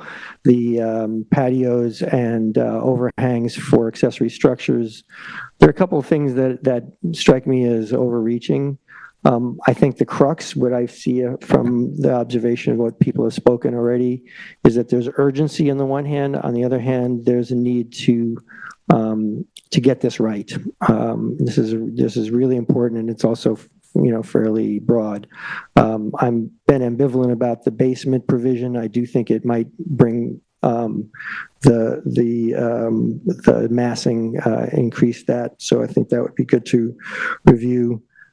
But I have also heard some comments about like that there's no harm in having 20,000 square foot houses. I think there's demonstrably a direct correlation with the amount of energy that is embodied in the structure, and the amount of energy that is used over time, and the materials which in fact through supply chains, all corners of the world. Mahogany decks are an example of they're either causing monocultures or taking down primary, forests. So we are, the ongoing energy use of a house that's even not occupied, that's that huge, is definitely doing direct harm. The harm to the character of the communities is evident in certain cases and maybe not in others. But there's also correlates to large houses that cause harm in the increased capacity. While you can fit a lot of people in a small house, it certainly begs to have more occupants if it's a large house, and that impacts groundwater and surface water, a lot of the qualities of life that we come out here in the first place to enjoy. So I think that this is something that needs to be legislated, because if you rely on the good graces of developers and so forth to try to do the right thing, it can be prejudicial to their bottom line if it's not an even playing field. So I do think that it's important to make this a matter of code. It is really up to the town to take that step. I really do applaud you for taking the initiative here. I would be delighted to be engaged with anybody who's in the professional community. I'd be interested in being part of that conversation if they were interested in my being part of that. And I do think, though, that we do have influence as builders, real estate agents, designers, and that we should try to use our influence to be smart in the way that we design things and to accommodate a greater quality of life without having to beat people over the head with square footage. I personally have matched a lot of people with houses. I don't think that you need to have bigger than an 8,000 square foot house for no matter what you do. I live in 2,400 square feet, including my basement. I've had 9 people, grown children and friends and parents live there through the winter time and COVID very happily, sleeping, living, hanging out, and being able to work remotely in 2,400 square feet. Not everybody has to live the way I do, but 2 times that space, 3 times that space, I get it. 4 times that space or more, it just doesn't make any sense. It's just excessive. We're in a bubble and we have no sense of proportion anymore. Anyway, so I would like to encourage the professional community to be influential, because we are the interface with the clients that come out here and don't necessarily have the community's best interests in mind all the time. Thanks very much. Keep up the good work. All right, Susan. Yeah. He's on his way. Please. Kieran, and then I can't see. Okay, you'll be second, and then Paul, you'll be third. You'll be fourth, fifth. Thank you. Kieran Brew, resident of Amagansett, town of East Hampton. Oh my God. Members of the board, Kathy Burke-Gonzalez, thanks very much for allowing me to speak, and thanks everybody for your work on getting this done. Just going to repeat what I said the last time I was here. I was also here the time before in 2017, and I think it was 2009. Somebody probably knows better than I do, that we first started discussing this, and I spoke at that time too. My concern here is the basements. As I said the last time, I'm not here to judge whether somebody should or shouldn't live in any size house or whatever. Mine's 1,900 square feet, and it's fine. I love it. But what Britton said is very important. We talked about, you've heard a lot of people talk about the benefit of having a basement in terms of the use of space, ecology, everything else. Economics makes a lot of sense. But also the fact that if we don't allow basements to be finished to code, they will be finished not to code. And that's really scary. And one of the things that Britton didn't really highlight as one of her credentials is that she's a firefighter. And any firefighter that's gone into a basement that has not been finished to code, it's a very scary place. And so we really should take care that these basements are overseen and they're finished properly. I think I appreciate the fact that you've added 600 square feet and 50% to be not included with GFA, but I think you should go a little further, maybe 1,000, 1,200 square feet, so that these smaller houses that need the space will be able to use the space properly and legally. Thanks very much. Thank you, Karen. Oh my God. Sorry, Barry, I couldn't see you back there. Welcome. Hello, Barry Raybeck. I live in Waynescott. I just want to support what a lot of people are saying tonight that I'm hearing, and that is that the more you can do, the better. This town is under siege. I have to say that having been here since almost forever for me, every year is worse. And that's a strange way to live in a community. I heard some people lauding the beauty of the place and how wonderful it is. It's not real wonderful in summer anymore. I think most local residents would say you feel that summer is something to be, you appreciate elements of it, but it's also something to be endured. When people say, how do you like living in East Hampton? I say, well, I love the summer and I love the rest of the year because it's not summer. And I think a lot of people feel that way. There are many days when I don't leave the property. So what are we allowing? What are we creating? What are we fostering? I think the best example for me is, so we go to Georgica Beach, and there was a huge, probably 25 acres or so that was preserved by the Peconic Land Trust, but not in perpetuity. And if you see what's happening there now, it's hard to even describe what it is. I mean, I don't think you can, most people would call it a house. It's like a mall. I mean, it's just out structures, steel, girders. There's 50, 60 people working there. I'm sure most of them do not live in East Hampton, which is another issue entirely. I think what we need is balance, and I think we need to move to a non-construction economy. And I know a lot of people will groan at that, but it's not sustainable. At some point, there won't be any more room to build new houses, and we should be preserving as much of the land as possible. We should be building houses that are small, environmentally sustainable and sensible, not excessive, really obscene demonstrations of somebody's ego. That's not responsible. That's not stewardship. That's not healthy. It's bad for the planet. It's bad for everyone except the people that are benefiting economically from it, and the people who come and stay in it, 2 or 3 weekends a year to impress their friends. So I heartily support doing as much as possible. Any limitations are better than none. Greater limitations are better than modest limitations. Thank you. Thank you, Barry. Paul? Welcome, Paul. Good evening. So I had to tweak You could just give your name for the record. Yeah, Paul Munoz, resident of Springs. I'm also the chair of the Energy and Sustainability Committee, but like I said, I've currently tweaked I made it shorter, so that's good. As part of our shared vision for a sustainable and vibrant future,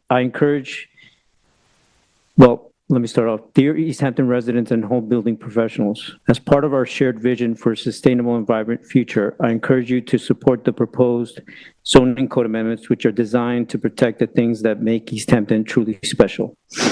Our natural beauty, rich cultural heritage, rural character, and unique sense of place. Our town's comprehensive plan, which was established back in 2005, clearly states that the town treasures and is committed to sustaining its rich array of natural and cultural resources, authentic sense of place, rural character, and the people who make it unique. East Hampton is and will continue to be a green community, a leader in protecting the environment, saving energy, and preserving open space. Future development should be harmonious with the existing character of the community. These proposed zoning amendments and future ones are an essential step toward fulfilling this vision. They will help ensure that East Hampton's growth remains consistent with the values that have defined our town for generations. The amendments focus on key areas that will allow us to build a more sustainable, energy-efficient community without compromising the beauty, character, and rural charm we all cherish. As we look to the future, we have the opportunity to build on East Hampton's strong foundation of environmental stewardship and cultural preservation. The proposed zoning amendments will ensure that we continue to grow responsibly, make smart choices that protect the environment while fostering a thriving, sustainable economy. I encourage both residents and the building community to come together and support these zoning code amendments.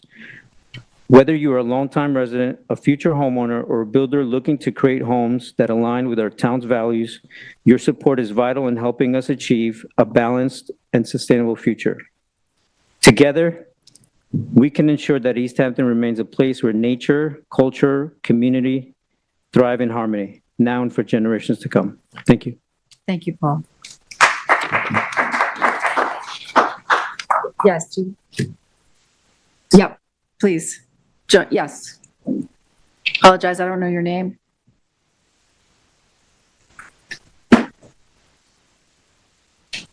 Welcome.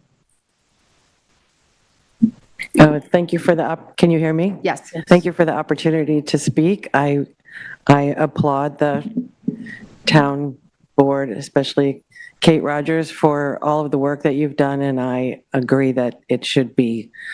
We're just going to need you to give your name for the record. Oh, sorry. My name is Lorraine Bonaventura. I live in East Hampton.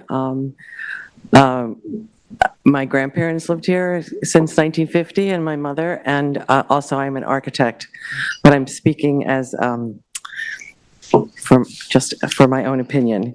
But I wanted to read something that was in the East Hampton Star on October 31st. It was written by Biddle Duke, which addresses the proposed regulations. Regulations will not save this place, but the right ones might bend the curve to ensure development in East Hampton that is more in keeping with what town leaders some 20 years ago took great pains to describe. The town treasures and is committed to sustaining its rich array of natural and cultural resources, authentic sense of place, rural character, and the people who make it unique. East Hampton is and will continue to be a green community, a leader in protecting the environment, saving energy, and preserving open space. Future development should be harmonious with the existing character of the community.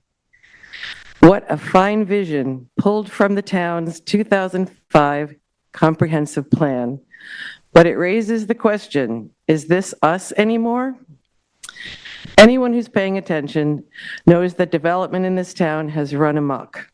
Too big, out of character, wasteful, too much clearing, injurious to the very things that have drawn people here: the countryside, the shorelines, nature, and community. Which is why, more than a year ago, the town board wisely put together a group of town staffers and citizens to tighten town zoning codes, to reduce house sizes and the scale of development, and generally to begin the process of bringing new construction more in line environmentally, aesthetically, emotionally, with what town leaders envisioned 2 decades ago and with what is surely the prevailing local will. The first wave of proposals, first wave is aspirational. It very well could be the only wave, which would be a terrible shame. What is being proposed so far is modest, but has come up against fierce headwinds from developers, builders, architects, real estate agents, all representing clients, employees, suppliers, with many in that all-powerful industry in lockstep. There is slim guarantee of additional sensible proposals, yet more are needed. The proposals so far include regulations to get structures out of the groundwater and to reduce regrading and soil displacement in new construction. They also would require that all attached garages over 600 square feet in area and any portion of a finished basement over 600 square feet be counted, at least in part, toward allowable house sizes. Accessory structures and garage heights would be limited to 20 feet for pitched roofs and 15 feet for flat roofs, down from 32 and 25 feet. The proposed rules also would close a loophole that enables developers to excavate and regrade lots to build walkout basements, creating 3-story houses, which are not allowed. The only thing in this set of proposals specifically on house sizes would be a reduction in the maximum allowed to 10,000 square feet, down from 20,000. But that would apply only to a tiny percentage of building lots in town. Stopping the immensification of neighborhoods around town will require tackling something called, in municipal speak, the gross floor area formula. The zoning code working group, headed by Kate Rogers of the town board, has said it intends to tackle the formula after these initial proposals are approved. The formula's inadequacy is visible everywhere around town, from the lots east of Ditch Plain in Montauk to the lanes in Amagansett to areas of Springs. As it stands now, houses are limited to 10% of a lot's area plus 1,600 square feet, with a maximum allowable size of 20,000 square feet. So for example, the 4 lots at Ditch Plains, where the East Deck Motel used to stand, will each have houses of more than 5,000 square feet. 2 have already been built in a neighborhood where a house half that size would be considered large. It's astonishing that even as we see so many see and know with immediacy and vividness what development has done and is doing to our world out here, as we just carry on as if doing basically the same thing we've been doing for 40 years, will result in anything other than the further erosion of the quality of life and environment here. Bringing some rational restraint to allowable house sizes across all lot sizes is the right thing to do. It's in line with all the town's stated goals to reduce the waste of materials and resources, to address the affordable housing crisis, to minimize the growth of energy and electricity consumption and water use, to reduce the corrosive impact of development on groundwater and surface waters, to pull back on clearing and the destruction of natural resources and wildlife habitats, to increase our flood resilience, to protect dark skies, and to protect open space and the character of our various communities. The building industry folks will argue that further restrictions, size limits in particular, will erode the value of our properties. That is unsubstantiated alarmism, yet restrictions will hopefully yield smaller, more carefully considered construction, buildings more in line with the character of the existing community. But does building size always translate to value? There is much evidence that zoning regulations that protect the very essence of communities in places like Martha's Vineyard, Charleston, South Carolina, Carmel, California, and Santa Fe, New Mexico, have ensured they remain real estate gems, even as they continue to struggle with the flip side of high value, the same socioeconomic and environmental problems we face here. Regulations will not be a silver bullet. The real estate feeding frenzy will continue. Most of our remaining unpreserved woods and dunes will be gobbled up by luxury seasonally owned housing, and all the modest houses that remain, most of them perfectly good, could still be likely torn down and replaced. But we must push back. So much good remains. It is within reach to preserve what is left, our sense of community, the look and feel and livability of this place. The only way is to keep pressing our public policy imaginations to do everything possible to save this place from being gobbled up only for the money. Every step with that mindset is worth taking. Thank you. Thank you, Lorraine. Yeah. Yes. I'm running the meeting. You know, I called, yeah, you're fine. Away from you.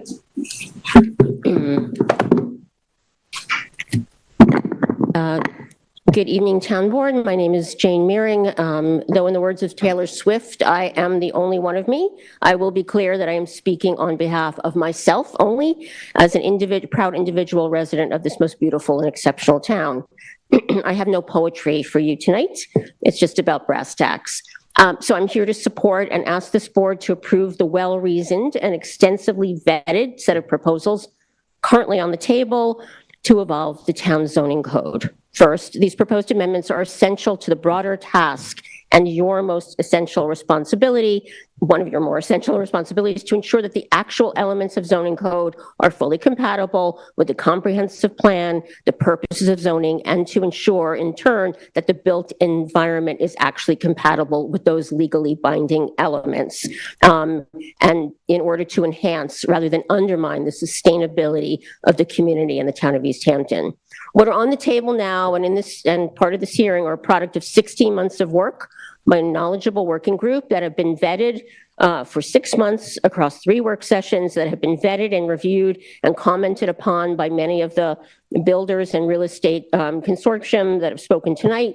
And a few of the more consequential ones have actually been modified significantly at the behest and inputs of the building and real estate community. What's on the table, I believe, does not have to be postponed in order to work through other needed changes. I am very happy to hear so many people agree that the house size formula that defines max house size on lots across all lot sizes must be adjusted. But there is no reason to delay these proposals to do that. In fact, voting to adopt these actually enhances the next phase.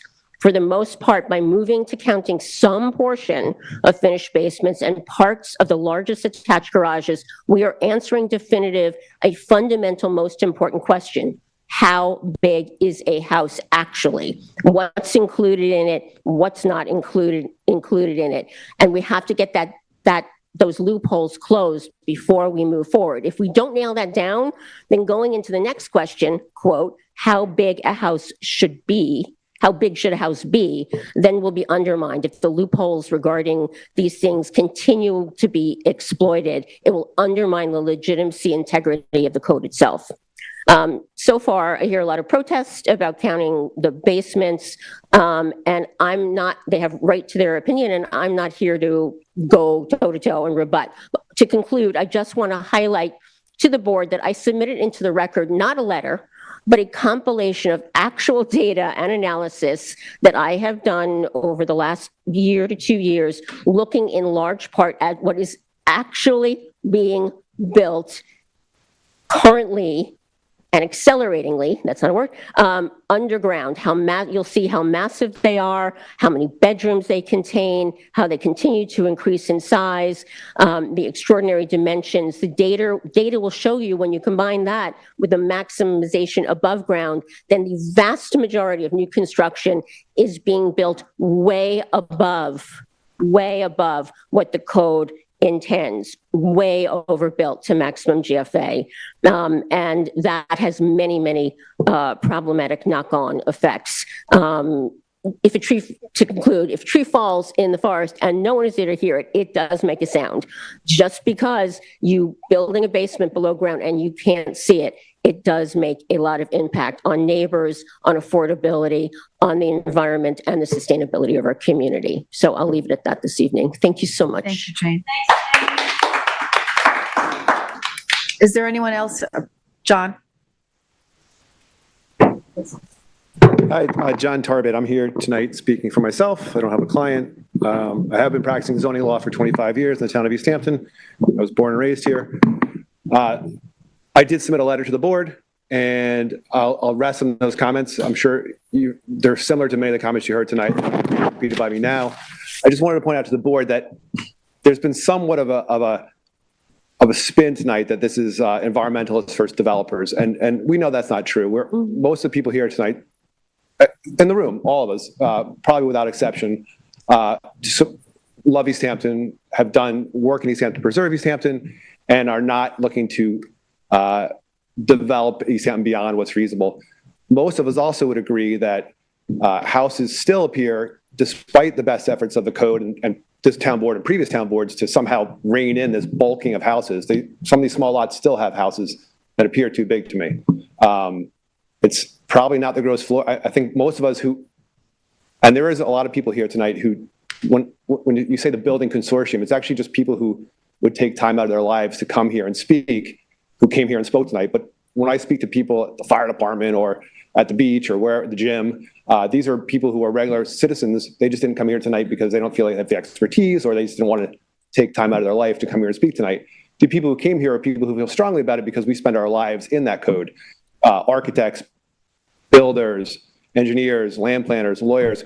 I've been doing it for 25 years. I truly love zoning, and it's what I do. So I took the time out of my life to come here tonight. But there are other people who have strong feelings that are just not here.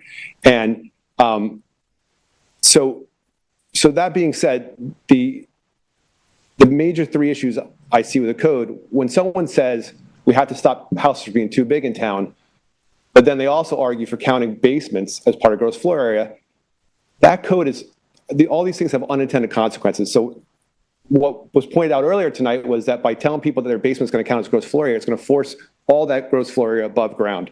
And take Paul Massey, a local architect, for example. He was saying today that very rarely did they design a house, and granted, that's not the case for all architects, but very rarely did they design a house that is right at the square footage of allowable gross floor area. They actually design under allowable gross floor area on most of their projects. But every single one of their clients, if told that their basement is going to count, is going to put all of that above ground. So there will be unintended consequences from counting gross floor area. There's also safety issues, and it's all been pointed out before. But I don't think I heard from anybody tonight, and I'm willing to listen if anybody wants to re-stand up and tell you if they have thought that through, and whether if everybody is so opposed, which we all agree, we all think that above ground houses sometimes still appear to be too big. Why make basements count and force that above ground as space? I'd like to hear that argument. I don't think there is one. Also, another thing to think about is that on 5-acre lots, that's 10 half-acre lots. Those people are already upzoned. And Phil and Dave O'Connell are two local guys. Their parents were lucky enough to buy them lots 25 years ago, 30 years ago.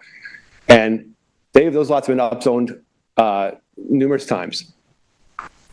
They could be 10 houses. Saving grace from losing 10 houses and only having the right to build one house was they could build a big house, or at least if they ever sold the house, they would be able to, they get more value for it. So by now it's telling those people, well, now you can, now we're going to cut, essentially you're going to cut it 2/3, because a 20,000 square foot house could have a 10,000 square foot basement. So those lots are currently allowed to have 30,000 square feet. You're essentially reducing that to 10,000 square feet. That's a huge invasion of their property rights. If there's a reason for it, then fine. But in my mind, you've already taken away. They already had the right for 10 houses. Now they have one house. So it's just another giant jump. Lastly, the thing I just don't understand is, I think it's a great design element. I've seen it over and over again more recently. When people build a pool house, they build that little sun shield off the side of it, and everybody likes to sit at their pool under their little porch or overhang. I have no idea what zoning reason there would be to tell them they can't do that and instead build a separate sun shield somewhere else on the property. I just can't think of the zoning reason. There's also there's issues with groundwater. I already pointed out that why would you tell someone they can't put a footing, and then you're going to send them to the zoning boards? Now we're going to have all these additional zoning boards. Of course, you're going to grant someone a variance to put a footing in, and otherwise they wouldn't be able to build a house, which is going to further the 1.5 to 2 year process, because the zoning board is going to become an even longer process. So I'll wrap it up.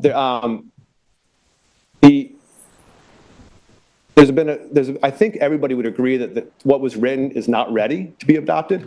But what you've heard is, well, don't delay, let's just get it done, we can fix it later. I think there's no problem with slowing down, getting it right, getting agreement from all the professionals who have done this for decades, that it makes sense from a safety perspective, and also that it doesn't have unintended zoning consequences. And then adopting it. It's fine. It's just slow down, get it right, and listen to the professionals if possible. Thank you. Thank you, John. Is there anyone else that would like to address the board? I'm going to go to the phones now. Matthew, are there still callers on the line? Yes, we have, I believe, 4 callers on the line. I'll unmute the first one, number ending in 9872. Hi, my name is I live in I'd like to thank everybody involved in making this happen, for making it I'm sorry, happen. we Can you didn't guys catch hear your me? name. Could you please state your name again for the record? John Chimples from Montauk. Oh, John, got it. You're breaking up, just so you know. Yeah, I can't help that. Unfortunately, I had to be out of town, and I'm returning now. Okay. And It's better hopefully now. you'll be able to hear me. Yeah. So there are a couple things going on in my mind about this that haven't really been addressed. I look at the increase in housing size and density and everything as, the massing's important and the quality of the visual landscape is important. I'm a very visual person. But I look at it as well as a traffic issue, as a overloading of people who have to maintain these huge houses. And we continue to, and people say, yeah, Paul Massey, I wish he designed every house in the town and didn't max out square footage. But I don't think everybody's doing that. I think people are really pushing as far as they can. And that includes increasing the size of the basement. So, okay, so the massing is a problem above, but the size of these houses and the number of people it takes to build them and maintain them is a real problem to me. From the committee studying traffic in Southampton, I understand that they consider it a 6-hour rush hour from 3 o'clock to 9 o'clock in the evening. It took me 2 hours to get to Southampton the other night on a Thursday at 7. So I really am in support of this. And I disagree. John just said that everybody would agree that there's no need to implement this and immediately and we should make it perfect. I don't agree with that. I think there's countless examples in politics across this country. Ted Kennedy used to say that his biggest mistake was not taking Richard Nixon up on his proposal for universal health care because it wasn't perfect. Yeah, it's not going to be perfect. So let's start here. As Jane said, let's figure out what actually the size of a particular house is and then determine how big it should be. And, the code enforcement in the basement, if it's done illegally, okay, let's address code enforcement. I don't think that should be the reason. I know it could have tragic consequences, but I just don't believe that's the reason for not instituting it. Anyway, I just think some of the unintended consequences of huge houses and overdevelopment include our insane traffic situation out here and affordable housing and all the people who it takes to maintain these houses. Anyway, thanks again for doing this. Please pass this resolution and let's get on the path to making more sensible zoning decisions. Thank you. Thank you, John. Okay, Matthew, if you want to put through the next caller. Okay. Unmuting caller ending in 7518. Hi there, this is Scott Bludorn. I'm calling from the East Hampton side of Sag Harbor. Good evening to the town council, and I want to say thanks very much for taking up this very important issue that I think is long overdue, and now it's time to address. I agree really essentially with most of the points that were brought up tonight. Although I think we should be going further. I think we should aggressively target the least amount of allowable massing as possible, and that goes for basements as well, and the GFA limit, and all of those things. I think it's not only an affordability issue, but an ecological issue in terms of the energy consumption warranted for these larger houses, also the maintenance, just as John Chipples just had described. So I agree with all of those different things. I'm also going to, I wonder if there's some kind of an incentive that the town can actually offer in terms of offering a tax break or some other similar incentive for those who actually opt to build smaller than the lot might allow. I think, carrots over sticks might be the better way to go in this kind of scenario. So I don't know if that has been explored in this new legislation. But I think that should be something that's on the table for those who do want to do the right thing in terms of what their lot allows and what the building envelope might allow. But I definitely agree in limiting basement sizes as much as possible. And I also hope, in a related / unrelated topic, that the town could also look at somehow if there's a way to ban limited liability corporations from owning property. I think that's a huge problem in our town because we essentially have these single-family homes being bought up by large nameless corporations, and not only they're anonymous, but they're treated essentially like a portfolio asset. And I think most people are tired of that, and the fact that our neighborhoods are suffering for it, and the community character is being eroded because these houses are mostly just that, just assets, and they sit empty most of the year. So those are just my 2 additional points, and I just want to thank the committee for their hard work, and especially Jane Meering and all of her advocacy, and I think everyone should just keep up this great job, and let's get this done as soon as possible. Thank you. Thank you, Scott. Matthew, if you could put the next caller through, please. Okay, we have 2 more callers. I'm going to put the caller with the phone number ending in 4117 through now. Thank you. My name is Richard Mumby. I live in East Hampton, where I own a home. I have also proudly been the client and customer of many contractors, builders, surveyors, and tradesmen in East Hampton, meaningfully contributing to the local economy, I should add, without ever adding any square footage. I'm here to express my strong support for adopting all proposed zoning amendments. They are ready to go live as written.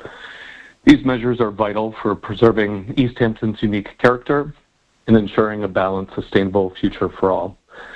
The proposed rules are essential for protecting East Hampton's rural landscape and natural beauty. Unchecked development risks further transforming our town into an overcrowded and generic area, stripping it of the charm that residents treasure. Supporting every aspect of the new zoning code ensures housing remains accessible, as affordable as possible, and sustainable.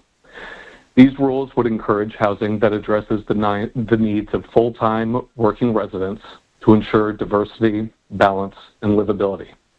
In particular, I am supportive of the changes to include basements and ADUs in the calculations, which help maintain an accurate and fair assessment of property impacts.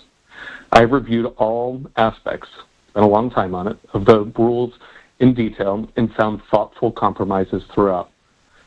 It's important to note that many residents, some of whom we've heard tonight, but many we haven't, have advocated for far more restrictive regulations. This set of rules is already a significant compromise from what many people want. Each part of the code is designed to protect our environment and infrastructure. Delays in adopting these rules to reach an unrealistic full consensus will lead to permanent damaging impacts. We can always relax rules later if needed, but reversing the destruction caused by overdevelopment is too costly and often impossible. This is a critical step that should be approved immediately. It sets the foundation for smart, managed growth that benefits all residents. I am also hugely in favor of the 10,000 square foot maximum being put in place, which will help maintain a balance between growth and preserving the town's unique character. I also look forward to the GFA ratio being tackled next and very, very quickly, ensuring comprehensive protection for East Hampton. These amendments promote sustainable, thoughtful development that serves all residents, not just developers. These rules will not stifle growth, but will provide clear constraints for people to optimize around. There's no reasonable concern that these rules will slow construction, renovations, or improvements. Larger homes are not the singular factor driving real estate demand and renovations in this spectacular place. This approach it's been laid out ensures long-term economic stability while preserving the town's identity. Without these regulations, we risk creating dense, prohibitively expensive, overcrowded areas that compromise livability. The proposed rules ensure that growth is balanced and maintains quality of life. The amendments uphold responsible property use that considers the collective good. We must act now to prevent permanent damage, as future adjustments to relax the rules are possible, but undoing destruction is not. I want to thank the committee and the board. You've worked really hard for your hard work, your dedication to this issue. It's really impressive. I'm deeply impressed and grateful. I strongly urge you to adopt all parts of the proposed zoning amendments now. Please, delays will only lead to irreversible harm. Thank you so much. Looking forward to hearing more from you and tackling the GFA ratio soon. Thank you, Richard. Okay, Matthew, you want to put through the last caller? And we have an additional caller that just came through as well. But I'll put the next caller through. Caller with phone number ending in 9091. We're going to unmute you now. Hi, everyone. My name is Chris Mangieri. I'm a longtime resident of Springs. I grew up here. First, wanted to say thank you to the board and everyone for all of the amount of time that's gone into this. It's certainly not been overlooked. By way of background, I'm an environmental engineer by training. Actually worked in New York City in construction on the Big Hudson Yards development project, and I've been in climate tech investing for almost the last decade. And so I want to speak specifically to a couple comments that were made around the building footings and foundations being 2 feet separation from groundwater. Some people push back on that and saying that, concrete's inert and it's not going to impact groundwater. I would say that's not entirely accurate. So one of the companies we've invested in is a green, sustainable cement company, and so we've gone pretty deep on this. And the pH of concrete, especially when it's first poured, for example, coming right out of the wash truck, is at a pH of 12. And for all of you that remember chemistry, 7 is right at the middle of the pH scale, 14 is as basic as you can get, 0 is as acidic as you can get, and each concurrent number is 10 times worse than the one following that or more intense. So 12 is pretty intense, and that's just the wash coming out of the concrete truck. By rule of thumb, concrete takes to reach its full effective strength roughly 28 days, and so therefore it can adversely impact any water that it touches during that time. So for example, Caltrans, which is the California Department of Transportation, is currently required by the California Department of Fish and Wildlife Services to isolate via an impermeable barrier any Portland cement that is formed in flowing water for a minimum of 30 days as a project requirement in the State Fish and Game Code Section 1600 stream bed alteration agreement, basically saying that they need to keep freshly poured concrete out of touching any water for a minimum of 30 days. And so if anyone's going to walk back any provisions around having building footprints not touch groundwater, I would encourage you to make sure that there is some sort of protection in there around that so that the groundwater is protected. And then wrapping up here, I know I only have less than a minute here. It's tangential, but I wanted to bring up the issue around the timelines during the day in which contractors are able to work. Currently, it sits that within the town of East Hampton, a contractor can work from 7 a.m. non-construction sites until 8:30 p.m. 7 days a week, which just seems insane. In New York City, you can only work 5 days a week without additional specific permits for a site. And you can also only work from 7 a.m. until 6 p.m. You have to get additional permits for that site. This is a residential communities. We've woken up to backup beeps from cement trucks at 6:45 a.m. on the weekends, and it's just, that shouldn't be allowed within a residential community. But again, thank you for everyone's time and effort in pushing this forward. Really hope it gets passed. Thank you. Thank you, Chris. Okay, Matthew. All right, we have one more caller. Caller with a phone number ending in 1363. I'm going to unmute you. Hi, how's everyone going today? This is William Gold. I'm a local East Hampton resident. I've lived out here my whole life. I just wanted to comment on a few points that everyone's brought up, and I appreciate everyone here.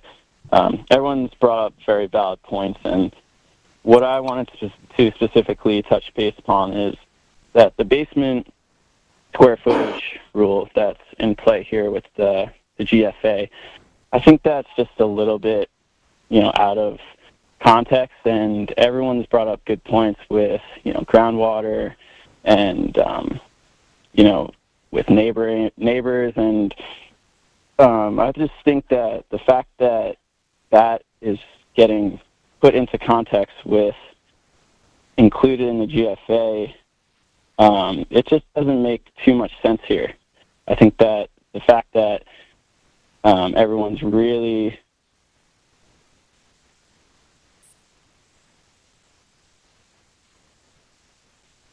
Uh-oh. Did we lose him? Yeah, it looks like his line dropped. Okay. All right. Is there anyone in the room that would like to address the board? Going once, going twice? Okay. Matthew, is he called back? No? No, no, he hasn't. Oh, he's back in. Okay. Suspense. William, you're back with us. Hello? Can everyone hear me?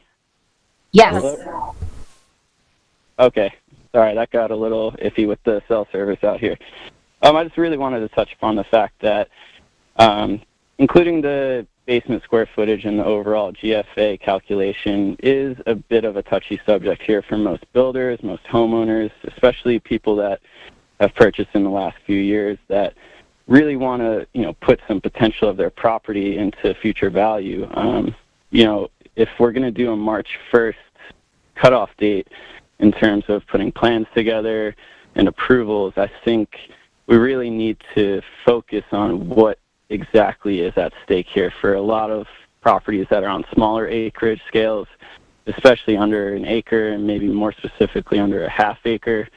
This does have a lot of consequences for potential future value for homeowners. And, if we're going to put this into play, which, I do agree that something needs to be done here with GFA, and I don't know if the garage is going to be much of a factor at 600 square feet, but the basement for sure at 50% over 600 square feet is going to be a huge factor. So I think, if it's going to be put into play, we need to at least figure out where we're going to do this, what date, and we're going to have to give at least, many of these homeowners and builders more time than in, 4 or 5 months to, amend any plans that they have, or at least submit plans for what they had in mind for now. So, I think we need to push whatever plans are actually going forward right now and, think about this a little further than actually going into a full hard, vote and discussing it now. But that's all I have now. I think the cell phone service is a little spotty, so that's all I have. Thank you. Thank you, William. Kate, you wanted to read a record letter in? Yes, with everyone's indulgence. And at first, before I even do this, I want to thank everyone for coming out today and being engaged in this process. This is how we make decisions. This is how we come to the best conclusions. And I want to thank I know it was a long hearing, and I want to really thank everyone that spoke today, everyone who also submitted so many emails to the record prior to this hearing, and care about what we're talking about, care about East Hampton. So that's first. Secondly, we received a letter from a former supervisor of the town, and in respect to her, I'd like to read her letter into the record. This letter is from Judith Hope. She's a former town supervisor. She was the supervisor in 1974 through 1976, 1984 through 1986, 1986 through 1988. Dear Town Board members, I write today to express my support of the zoning code changes as presented by the Zoning Code Amendment Work Group and urge your speedy adoption of the legislation.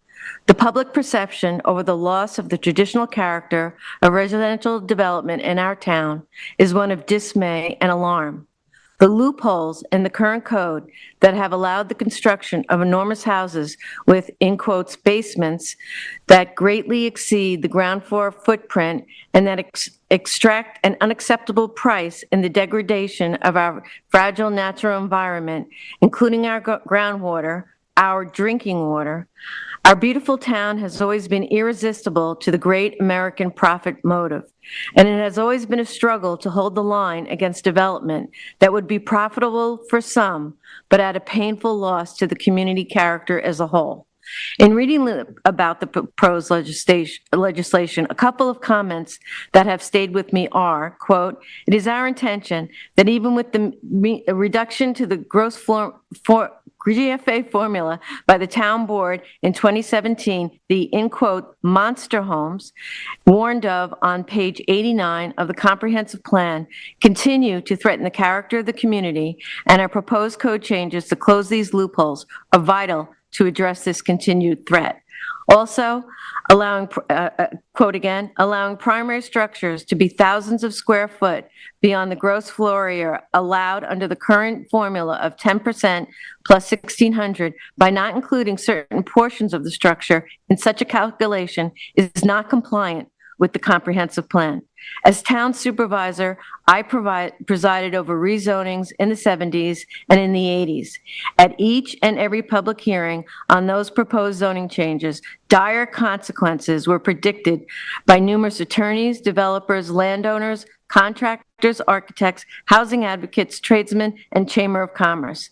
This will always be the case, and yet never, not once, did those zoning changes produce the predicted disasters. Indeed, second home construction has remained a major, in quotes, town industry for decades. I urge you, individual members of the board, to continue to listen closely to the complaints and suggestions from the interested parties and make concessions where they do not compromise your primary responsibility to the general public. I believe the public has spoken loud and clear. They expect you to, quote, slow it down and make it better, end quote. It's probably too late to slow it down, but you have the power to make it better, and you need to do so as soon as possible without further delay. Respectfully submitted, Judith Hope. Okay, so we've asked everyone one last time. Nobody else wants to speak. I'd like to make a motion to close the public hearing and leave the record open for written comment until close of business on Friday, November 15th. Second. All in favor? Aye. Okay, so I don't know if folks want to stay. We could take a break for a minute unless you want to hear about our 2025 preliminary budget. You're invited to stay. More exciting topics to come. This is typically when people want to skedaddle. I would have read that motion. Thank you, Jameson. Thank you, Tyler. I think I missed him. And Kevin. I don't know where Kevin is.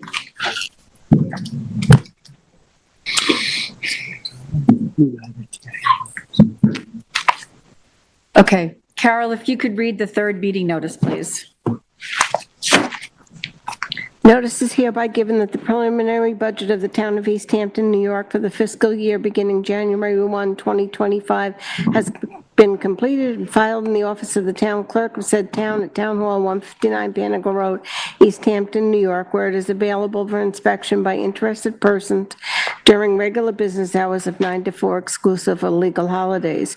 Further notice is hereby given that the Town Board of the Town of East Hampton will meet and review the preliminary budget and hold a public hearing thereon on Thursday, September 7th at 6 p.m. or soon thereafter, as this matter may be heard in favor or against any item or items therein contained, and further notice is hereby given pursuant to Section 108 of the Town Law of the State of New York that the following are proposed yearly salaries of town officials of this town, to wit, the supervisor, $137,157.59, 4 council people at $86,504.67 apiece, 2 town justices at $100,180 each, town clerk at $115,946.88, town Superintendent of Highways at $115,946.88. Chairperson to the Board of Assessors at $110,430,106. Two town assessors at $99,919.81 each. The clerk of the town trustees, $29,694.22. Two assistant clerks to the town trustees, $25,066.37. And six town trustees at $11,865.46 each. Thank you, Carol. Becky, if you want to introduce the budget. Sure. Hi. My name is Becky Hansen. I'm the Town Administrator and Budget Officer, and I am here to briefly review the 2025 preliminary budget. The tentative 2025 budget had proposed a spending total of $103,722,303. After three work session presentations in October, the agreed-upon preliminary budget has a spending total of $103,925,137. This is a $202,834 increase from the tentative budget. From the current 2024 fiscal year, it is an 8.8% increase in spending, or $8.4 million. The changes from the tentative to the preliminary budget mainly consisted of revised salaries for a handful of town employees within the A, B, and the highway funds. In addition, there were monies added to the outside professional line within the planning department. As I previously stated at the work sessions, 62% of the budget expenses currently proposed are attributed to employee salaries and benefits. This includes contractual salary increases, health insurance, and retirement costs. The town has been mindful and careful in its deliberations to keep the tax implications to a minimum. The budget has been developed using an appropriate amount of fund balance and careful review of current and prior revenues. If the town were to remain under the tax cap as currently proposed at 2% by the state comptroller, that meant that the town could only increase the tax levy by just over $2.1 million. Tonight, you do have a resolution on your agenda to override the tax cap levy. The tax levy in the preliminary budget is the same as the tentative budget.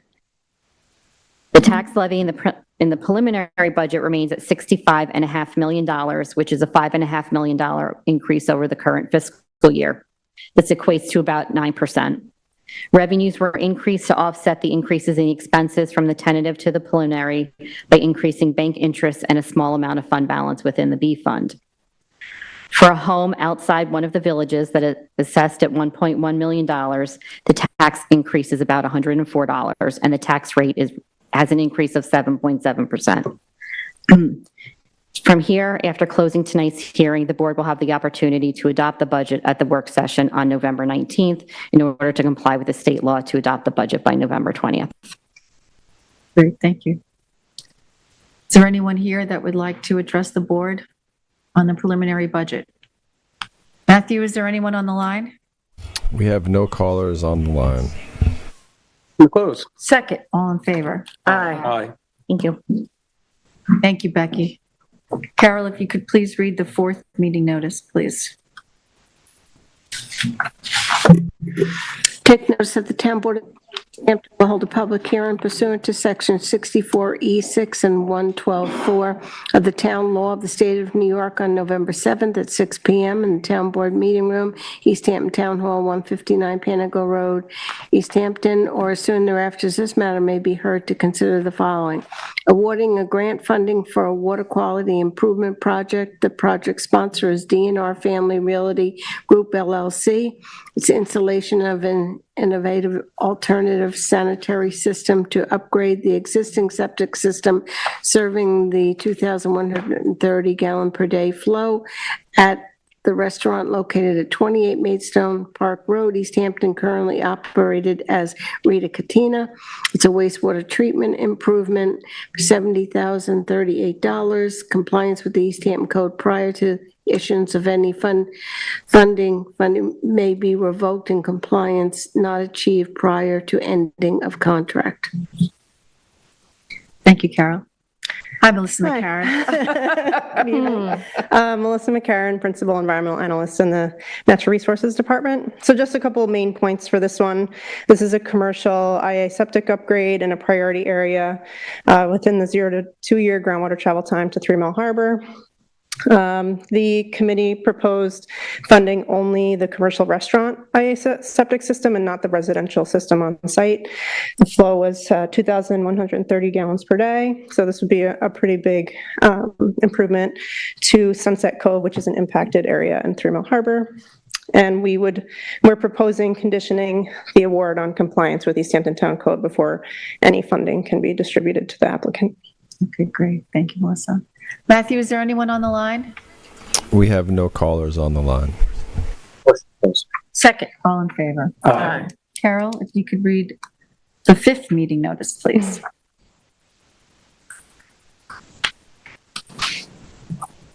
Take notice that the Town Board of the Town of East Hampton will hold a public hearing pursuant to Section 64E6 and 112(4) of the Town Law of the State of New York on November 7th, 6 p.m. in the Town Board Meeting Room, East Hampton Town Hall, 159 Panago Road, or as soon thereafter as this matter may be heard to consider the following: awarding of a grant funding for a water quality improvement project for Longhouse Reserve, the installation of innovative alternative sanitary systems to upgrade the existing septic systems serving the 1475 GPD flow at the Longhouse Reserve at 133 Hands Creek Road in East Hampton. It's a wastewater treatment improvement, and the funding is $151,240.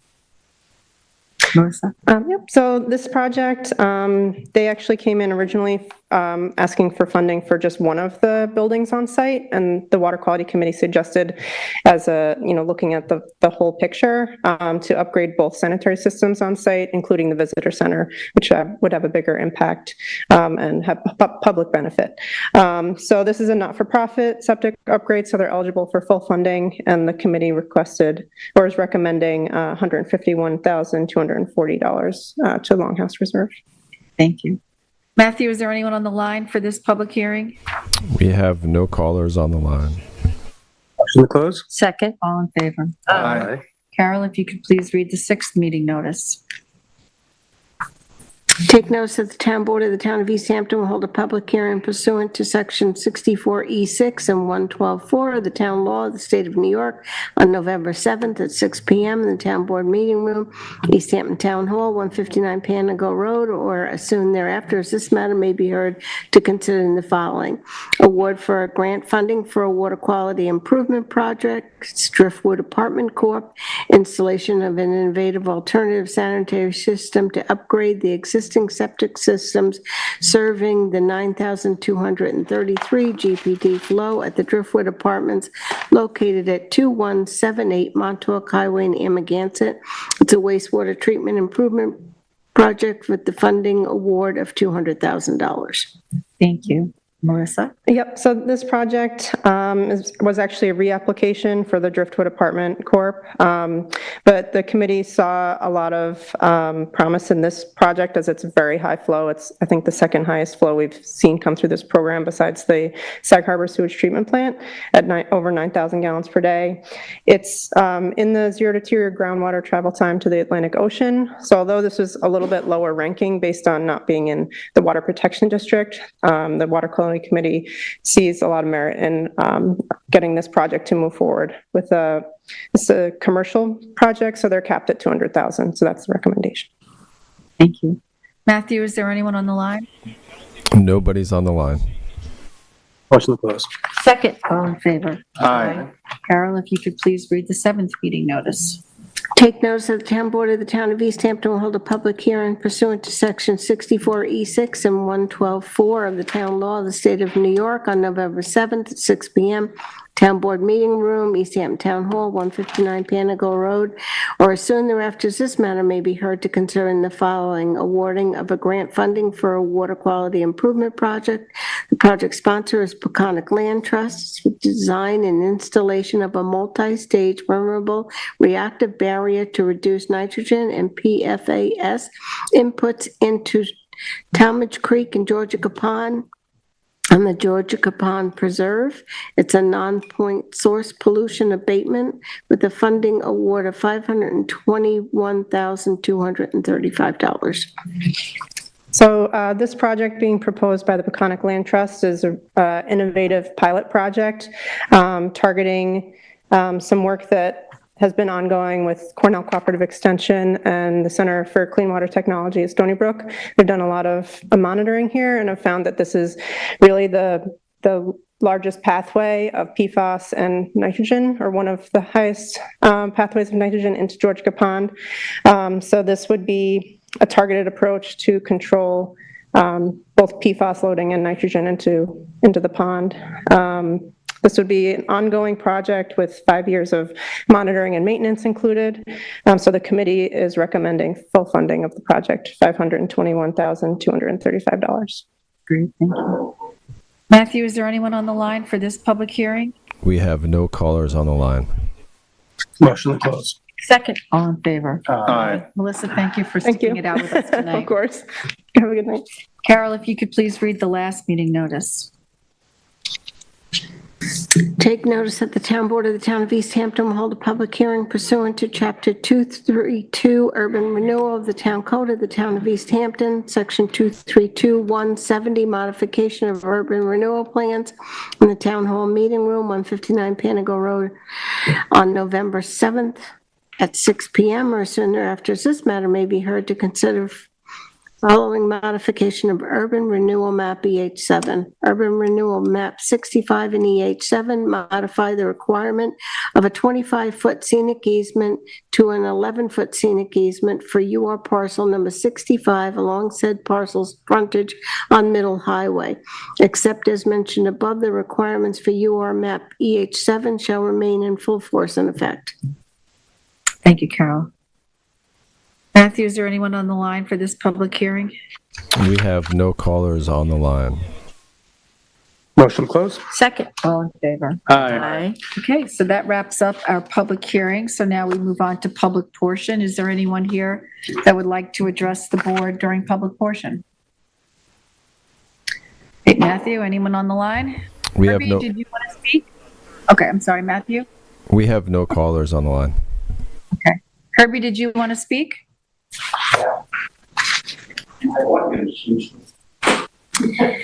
Yes, they have. If you're not getting overtime, you're in the wrong union. And second of all, Ian, congratulations on winning your election. It's nice to see a Democrat can get elected somewhere. Good evening. I'm Kirby Marcantonio, and as you know, over the last 3 years, I've been pursuing a number of ways to add more affordable housing to the town. I hope to meet soon with you to move the discussion ahead on our pending workforce housing concept.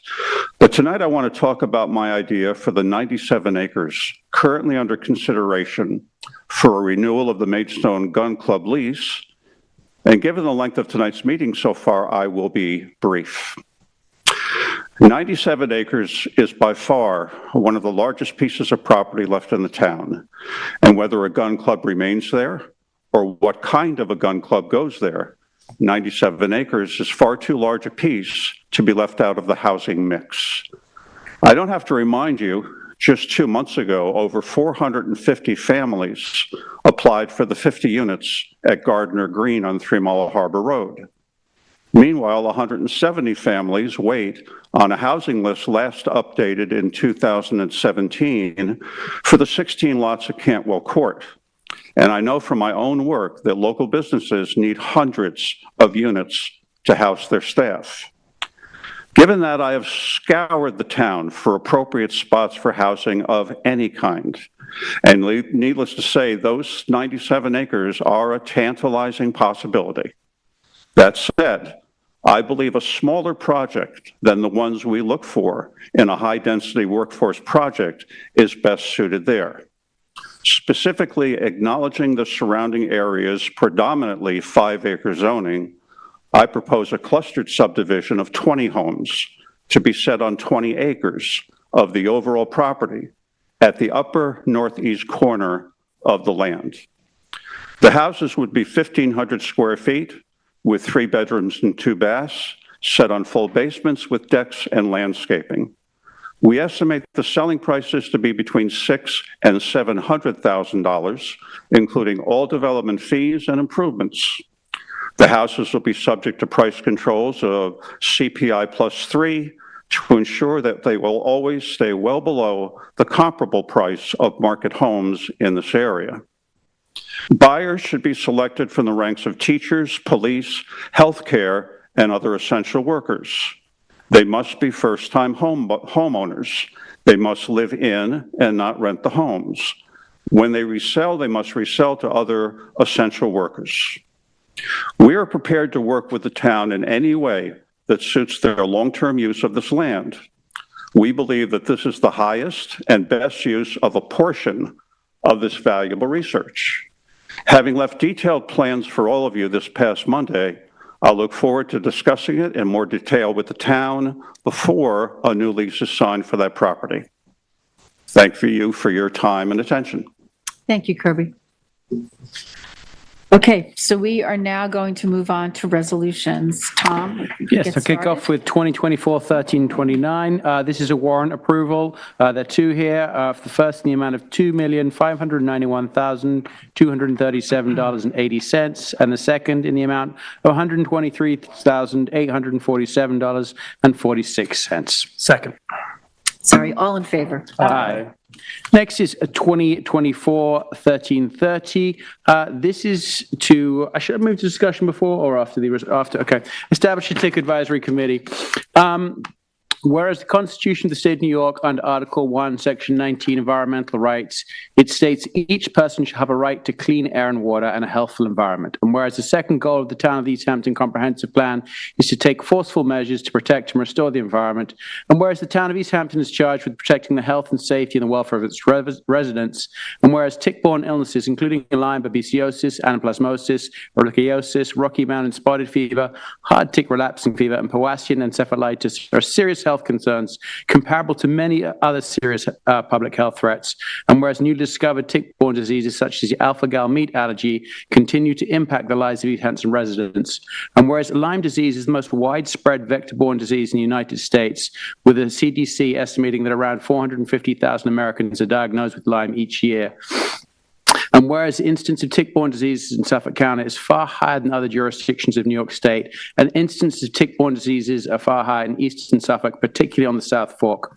And whereas Chapter 182-2 of the Town Code recognizes the town's role in the stewardship over town's wildlife, flora, and fauna with relation to public health, and Chapter 193-1-15 recognizes the code's role in promoting health, safety, and general welfare of the people of the town of East Hampton through management of the land. And whereas Chapter 86 of the Town Code Animals recognizes that the uncontrolled behavior of animals causes harm to persons and create nuisances within the town, and said chapter is designed to protect the health and safety and well-being of persons and property in the town by imposing restrictions and regulations upon animals within the town. Now, therefore, be it resolved that the Town of East Hampton, by this resolution, creates an advisory committee to be known as the TIC Advisory Committee, and be it further resolved that said TIC Advisory Committee shall hold regular monthly meetings with the goal of identifying land management and educational strategies to mitigate the risk to the town's residents from tick-borne diseases and recommending code changes that can achieve said goals.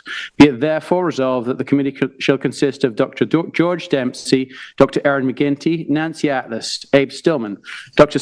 Scott Campbell from Suffolk County Department of Health Services, Gerald Simmons, Physician's Assistant, Dick Monaghan, Dr. Joshua Stillman, Leslie Lupo from the York DEC, Rich Mame from the East Hampton Nature Preserve Committee, Terry O'Riordan from the East Hampton Sportsman's Alliance, and ex officio officers of Natural Resources, Planning Department, Land Management. And I'd like to move to discussion. I gotta go second first. Second. Move to discussion. So this is obviously, and has for many years, been a major health issue for residents of the town.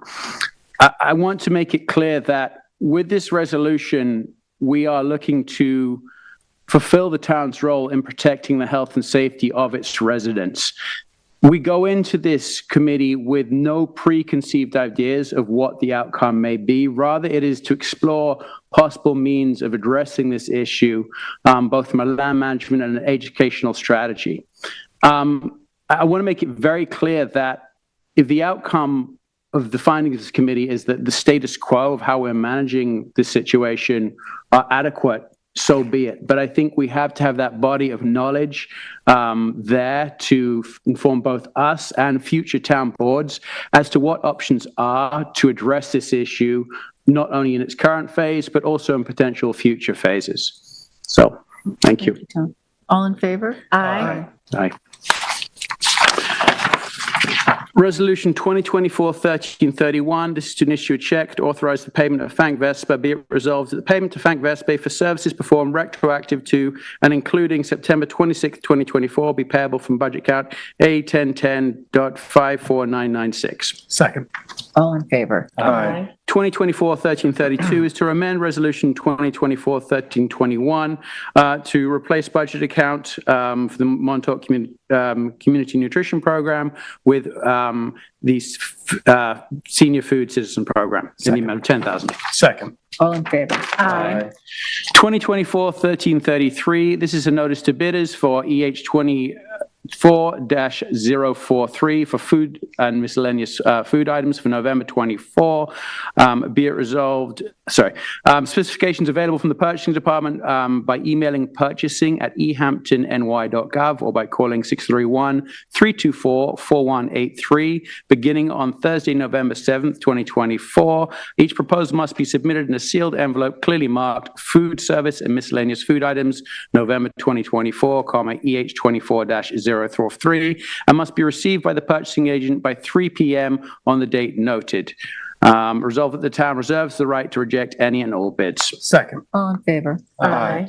2024-1334 is bids extended. This is a contract extension of RFP EH 2023-102 for household hazardous waste collection days for MXI Environmental Services. Whereas the town accepts the proposal MXI Services LLC and entered into an agreement that is renewable upon agreement of parties for the 2 additional 1-year terms. Now therefore be it resolved that the supervisor is authorized to execute an agreement renewing their household hazardous waste collection days contract with MXI Environmental Services for a period of 1 final year to be taken effective April 4th, 2025 through April 3rd, 2026 under the same terms and conditions of the original contract. Second. All in favor? Aye. 2024-1335, this is an approval to amend Resolution 2024-430 with date change. Resolution number 2024-430 be amended to reflect a date change to September 26th, 2024. Second. All in favor? Aye. 2024-1336 is a budget modification for sanitation department to increase the revenue budget line appropriated unreserved surplus in the amount of $450,000 and solid waste fees in the amount of $500,000 and to change the expenditure budget line subcontractor costs in the amount of $950,000. Second. All in favor? Aye. I'm happy to offer Resolution 2024-1337. This is a notice of public hearing for the Field Draft Management Plan, whereas the town is owning a real property located at 265 Montauk Highway, and the Nature Preserve Committee created a proposed management plan for this parcel titled the Field Management Plan, which was discussed at the town board work session September 3rd, 2024. We will now have a public hearing to hear from the public about this management plan. This public hearing will be held on Thursday, November 21st, 2024 at 6 p.m. Second. All in favor? Aye. 1338 is renew license to utilize agricultural land at 192 Cedar Street to Hampton's Grass and Bamboo, where the town board passed a resolution 2011-608 authorizing the supervisor enter into this license agreement with the Hampton's Grass and Bamboo located at 192 Cedar Street, where the original license has expired, but it was renewable for 5 additional 5-year terms upon mutual consent at a fee of $250 per acre. Let it be resolved that the town supervisor hereby authorized directed to enter into the third of 5 renewable extensions to expire on 12/31/2029. Second. All in favor? Aye. 1339 is a list appointment from provisional for Kevin Cobb, and this will be for the Highway Project Inspector. This appointment is also permanent and post-probationary and retroactive to October 11th, 2024. Second. All in favor? Aye. 1340 is a provisional appointment for temporary part-time building maintenance manager for Anthony Littman, who's appointed a temporary part-time position in 2023, Resolution 2023-1366. He is now appointed provisionally at the temporary part-time position of building maintenance manager at no change hourly rate, budget account retroactive to January 12th, 2024. Second. All in favor? Aye. 1341 is appoint seasonal snow removal drivers in the Highway Department for calendar year 24 into 25 at an hourly rate of $35 per hour effective December 1st, 2024 for the names and positions listed below. Also, if anyone else is interested in plowing snow for the town of East Hampton, please contact the superintendent of highways. Second. All in favor? Aye. 1342 is end of season termination of seasonal lifeguard for 2024, Arlie Aiken, retroactive to September 1st, 2024. Second. All in favor? Aye. 1343 is a status change from seasonal to part-time in the Parks Department for seasonal employees in their positions below, retroactive to October 15th, 2024. Second. All in favor? Aye. 1344 is water quality grant extension for the Whalebone Village, where they actually, the town issued a request of RFAs in January 2020, and they received a grant of $375,000 through Resolution 2023. And then Town Board Resolution 2023-1175 amended the contract to extend the initial maximum 3-year period by an additional year with an option for a 1-year extension. And they still have not installed it yet, but they have requested an extension for the grant. And the town of East Hampton would like to authorize an additional 1-year extension of this contract with the town of East Hampton and Whalebone Village to complete this important installation. Second. All in favor? Aye. 1345. This is for water quality RFA grant sections for round 2, 2023, where the town did on November 16, 2023 via resolution 1463 authorized the use of CPF water quality fundings for the following applications. The town now has will be extending each agreement for 2 additional 1-year periods. This will be for the Springs Presbyterian Church at $322,200. Farrow Beach Incorporated, this is for $199,615. Harbor Marina LLC for $105,196. Cornell Cooperative Extension for $198,000. And New York State Center for Clean Water Technology for $112,101. Second. All in favor? Aye. 1346 is set bid EH24005 for the purchase and delivery of litter receptacles for CSF Incorporated for 15 units of the Jazz trash receptacles totaling $22,410. Second. All in favor? Aye. 1347 is accepted bid EH24039, the annual sidewalk contract to Long Island Mason and Concrete Corporation. Second. All in favor? Aye. 1348, accept bid EH24-036 is for the Springs Library sanitary improvements to G. Mello Omo Incorporated. The bids were reviewed by Jeannie Carrozza, and also our engineers, LK McLean Association, have recommended awarding the bid to the lowest responsive and responsible bidder for the Springs Library sanitary improvements in the amount of $109,500. Second. All in favor? Aye. 1349, accept proposal for LK McLean for the Edwards House on the Duck Creek property for professional engineering design services at 127 Squaw Road from their proposal dated October 28, 2024 for an amount of not to exceed $131,000. Second. All in favor? Aye. 1350 is retained appraiser for the Army Corps of Engineers Lake Montauk dredging, inlet dredging project to Lawrence in Dimonine Consulting Corporation for the provision of appraisals at a cost of $3,500 per parcel for the 4 parcel appraisals that are needed from a proposal dated March 5th, 2024. Second. All in favor? Aye. 1351 is to retain historical preservation consultant Stewart Preservation Services LLC to work with the Community Preservation Fund to examine, assess, and provide a report from proposed historical CPF property at 66 Main Street, Wayne Scott, for an amount of $3,600. Second. All in favor? Aye. 1352 is authorized purchase of advanced monitoring system for pump-out tanks. This is for the existing level sensors of the tanks are insufficient to properly manage the waste levels of the tank and scheduling unnecessary pump-outs and overspills. Unfortunately, it's recommended by the Water Quality Technical Advisory Committee that purchases of this equipment, including continuous level sensors and leak sensors installation and on-site startup assistance will cost $19,268.57 each location. And this is not to exceed, then also for the software needed, not to exceed $39,137. Second. All in favor? Aye. 1353 is accept donation of services from Philip Burney at Boys and Girls Harbor Park located at 220 Springy Banks Road.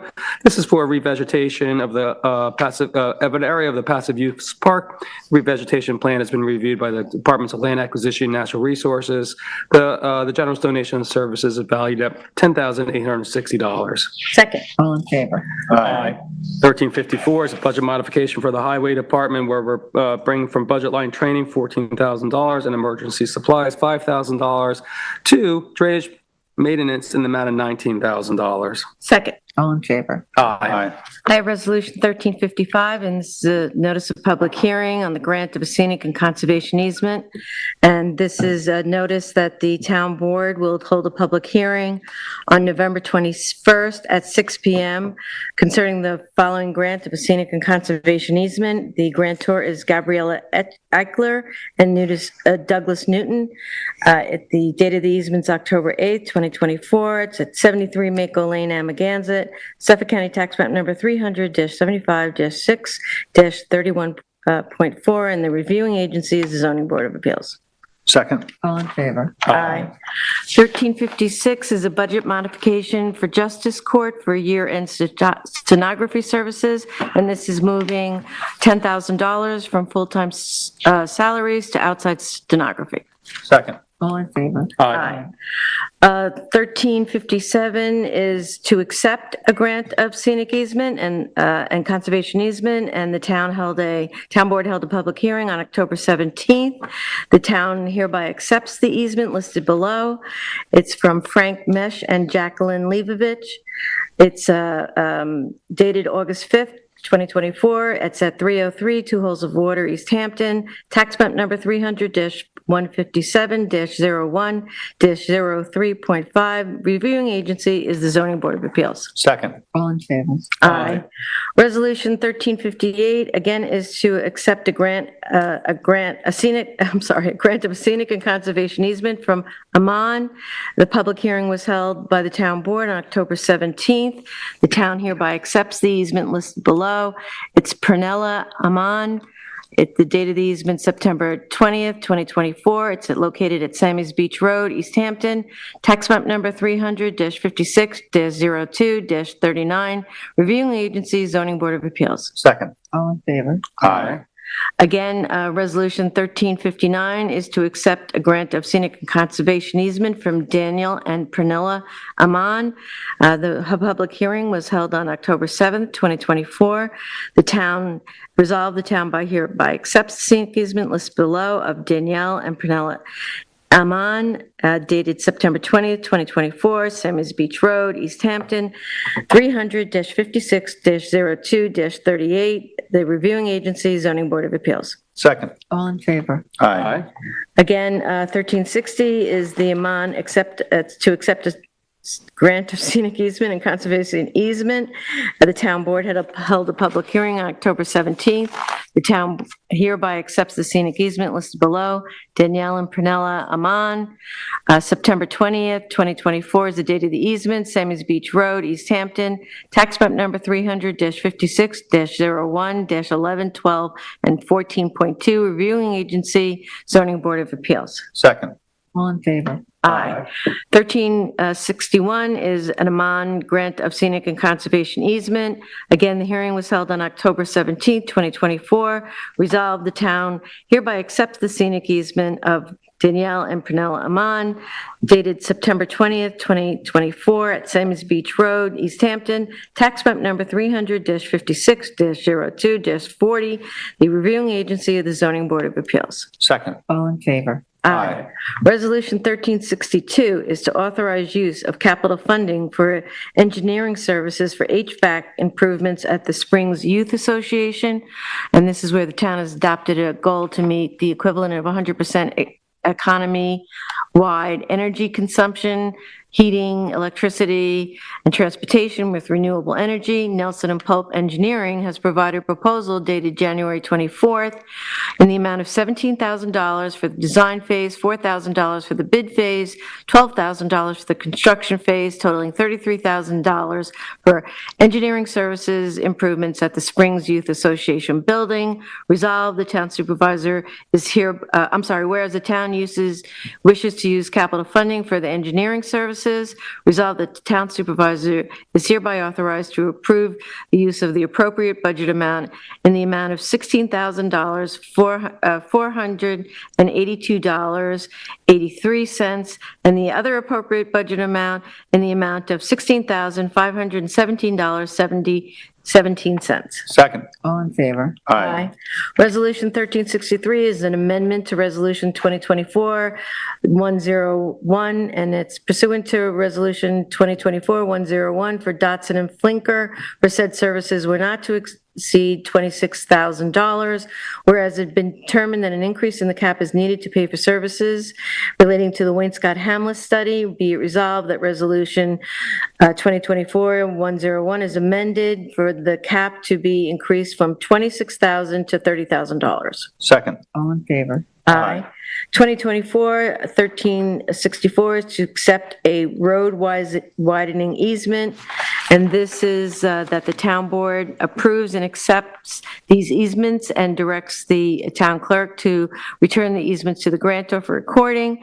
Resolved that the grantor is to return a conformed copy of said easement to the town clerk. The grantor for this easement is, the grantor for this road widening easement is Dallas Properties LLC, 503 Main Street, Port Jefferson, New York. It's URL parcel 14 EH Hampton 2B at Wheelock Walk Road. Tax map is 483, block 17, lots 1 through 7. Tax map number 300-138-1-27.2. Second. All in favor? Aye. 1365 is another accepting a road widening easement. This one is in URL parcel 60A in MN4, and this is for the purposes of covering lot layout improvements for old filed maps. The town board approves and accepts these easements. The easement is from Molly Foglia and Andrew Foglia at 22 South Geneva Court, Montauk. It's URL parcel 60A MN-4 at South Geneva Court. Map number 1016, block 91, lot 15. Tax map is 300-28-3-13. Second. All in favor? Aye.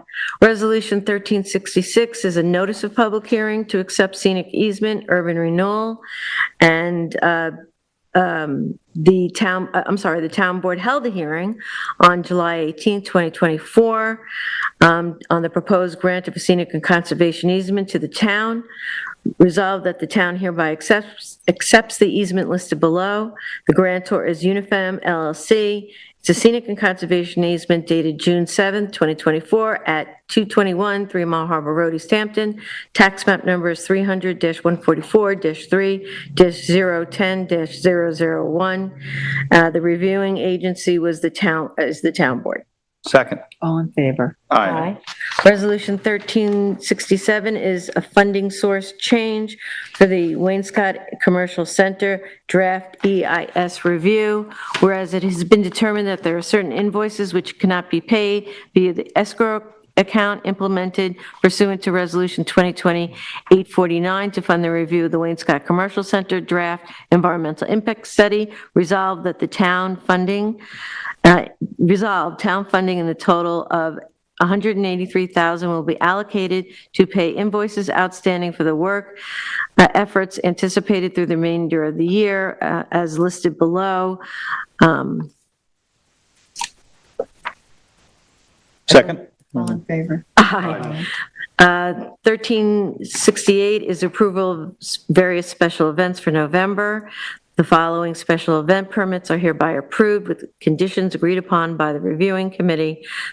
First is the Dockside Tavern, the Dock Run charity event. Route starts at Montauk Post Office, 73 South Euclid Avenue, and finishes at Dockside Tavern, 482 Westlake Drive, Montauk. It's being held on Sunday, We got something to do Sunday, Tom. 11/10/2024, and it'll take place from 11:30 a.m. to 12:30 p.m. Next is the PTA President Spring School, and this is for the 2024 Spring School Turkey Trot. Routes starting at the school through various streets and ending back at the school. This will take place on Monday, 11/25, 9 a.m. to 11 a.m. The rain date is Tuesday, 11/26, at the same time. Next is the Montauk Schools Montauk School Turkey Trot. Route starting at 3 South Delray Road through various streets, ending at 50 South Dorset Drive in Montauk. This will take place on Monday, 11/25, from 11 a.m. to 1 p.m. Amagansett School will be holding their Turkey Trot, route starting at Myakona Lane through various streets, ending at Amagansett School, Tuesday, 11/26, 11:15 through 10:30 a.m. Jason Walter for the Montauk Historic Society, and this is for the Montauk Lighthouse Holiday Lighting. Montauk Lighthouse, Saturday, 11/30, 2024, from 4 p.m. to 7:30 p.m. And lastly, the Montauk Chamber of Commerce, third annual Magic of Montauk Holiday Fair. This will take place on the Montauk Green on Saturday, 12/14, 2024, from 2 p.m. to 7 p.m., and Sunday, 12/15, 2024, from 2 p.m. to 7 p.m. Second. All in favor? Aye. Resolution 1369 is to approve reimbursement for special events cleanup, seasonal cleanup deposits for 2024. The following applicants submitted a cleanup deposit with their special event application. Each was approved by the Special Events Committee upon completion of their seasonal public event. They are due reimbursement for their cleanup deposit with proper voucher submitted. Be it resolved that the town clerk is authorized to issue a refund check to Michael Poley, Seasonal Surf and Instruction Surf Camp, for $1,000. Leo Daunt for the Montauk Chamber of Commerce for the Montauk Farmers Market, $1,000. Leo Daunt, Montauk Fall Festival, that's for the Montauk Chamber of Commerce, $1,000 cleanup deposit. And Aaron Spees, Stuart Foley, Seasonal Surf Instruction, $1,000. Second. All in favor? Aye. Resolution 1370, this is a scheduled public hearing for first-time home buyers down payment assistance for Matt Sharon in the amount of $30,000. And the hearing will be held on November 21st, 2024 at 6 p.m. or soon thereafter this matter may be heard. Second. All in favor? Aye. Resolution 1371, this is to authorize lease extension and amendment for LTV for an additional 20-year period from January 1st, 2025 through December 31st, 2044. Second. All in favor? Aye. 2024. Yeah, I was like, I got it. I called myself. years away. I almost said 24, so I got that right. Resolution 1372, to appoint temporary part-time office assistants in the tax receiver's office. This is for Donna Brown and Pamela Moss at an hourly rate of $23.10, effective November 12th, 2024, through June 13, 2025. Sorry, Tom. Second. All in favor? Aye. Resolution 1373, this is a budget modification for housing and community development, an increase in the budget line for appropriated unreserved surplus in the amount of $59,698, and an increase in the budget line subcontractor costs in the amount of $59,698. Second. All in favor? Aye. Resolution 1374, this is to amend Resolution 2024-1316 to authorize repurchase of affordable housing home, amended to provide that the purchase price in the amount of $287,055, together with reasonable closing costs, including survey and title costs. Second. All in favor? Aye. Resolution 1375, this is to reject bid EH 24-041, Parsons Blacksmith Shop siding restoration. Resolved, the East Hampton Town Board hereby rejects bid EH 2020-24-041, Parsons Blacksmith Shop siding restoration. Second. All in favor? Aye. I have Resolution 2024-1376, and this is a notice of public hearing on a local law to amend Chapter 37, Department Head Bonus Compensation Program. The hearing is on Thursday, November 21st at 6 p.m. The legislative intent is that the town of East Hampton has implemented a Department Head Bonus Compensation Program to award department heads in certain enumerated categories to recognize occasional exceptional service and performance during the course of the year that goes beyond the normal duties of a department head, and the town board desires to amend the town code to allow additional eligible department heads to be added to the program from time to time via resolution. Second. All in favor? Aye. 1377 is to appoint Ava Latari Warren to the planning board, and this is to finish the remainder of Sharon McCobb's term, expiring December 31st, 2027. Second. All in favor? Aye. 1378 is to appoint planning board vice chair Ed Krug for the remainder of 2024, as Sharon McCobb, the current vice chair, has resigned. Second. All in favor? Aye.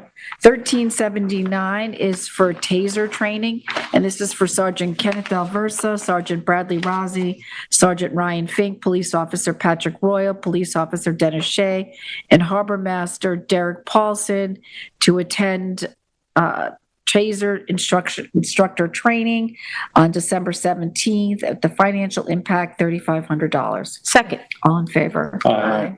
1380 is to authorize attendance at the SAMBO, which is the State Association of Municipal Purchasing Officials Conference, and this is going to be held in Wading River, and Jeannie Carozza, Lisa Valchik, and Rhonda Daniels will be attending, and the financial impact is $0. Second. All in favor? Aye. 1381 is an appropriation of capital reserve funds for building capital improvements.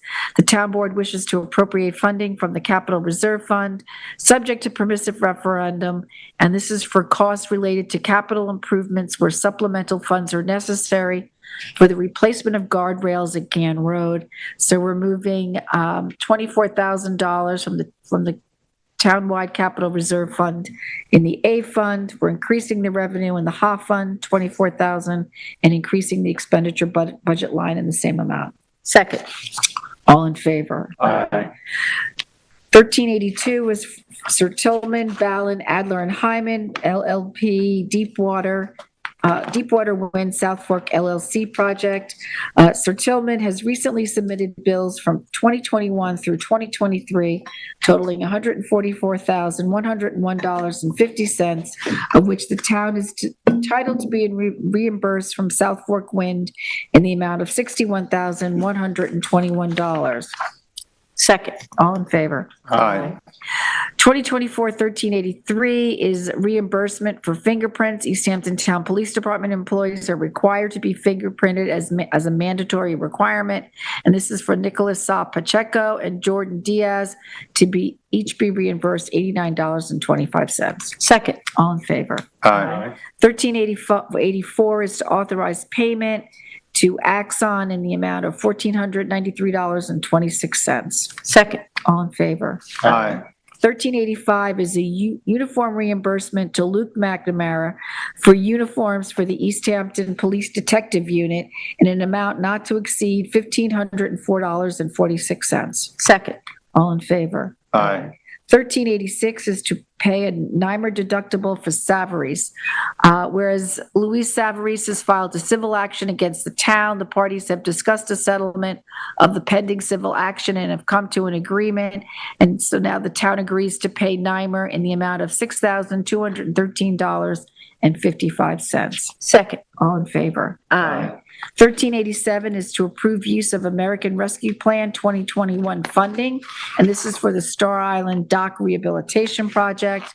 And we're going to allocate the additional amount of $51,989.82. Second. All in favor? Aye. 1388 is a budget modification for the town attorney.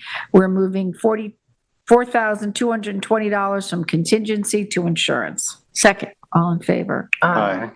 1389 is to amend Resolution 2023-163. This was for the American Rescue Plan 2021 funding. This was for fishery storage. We had originally approved $70,000 for the creation of a fishery storage area, and the project has been completed for a total cost of $57,150. Second. All in favor? Aye.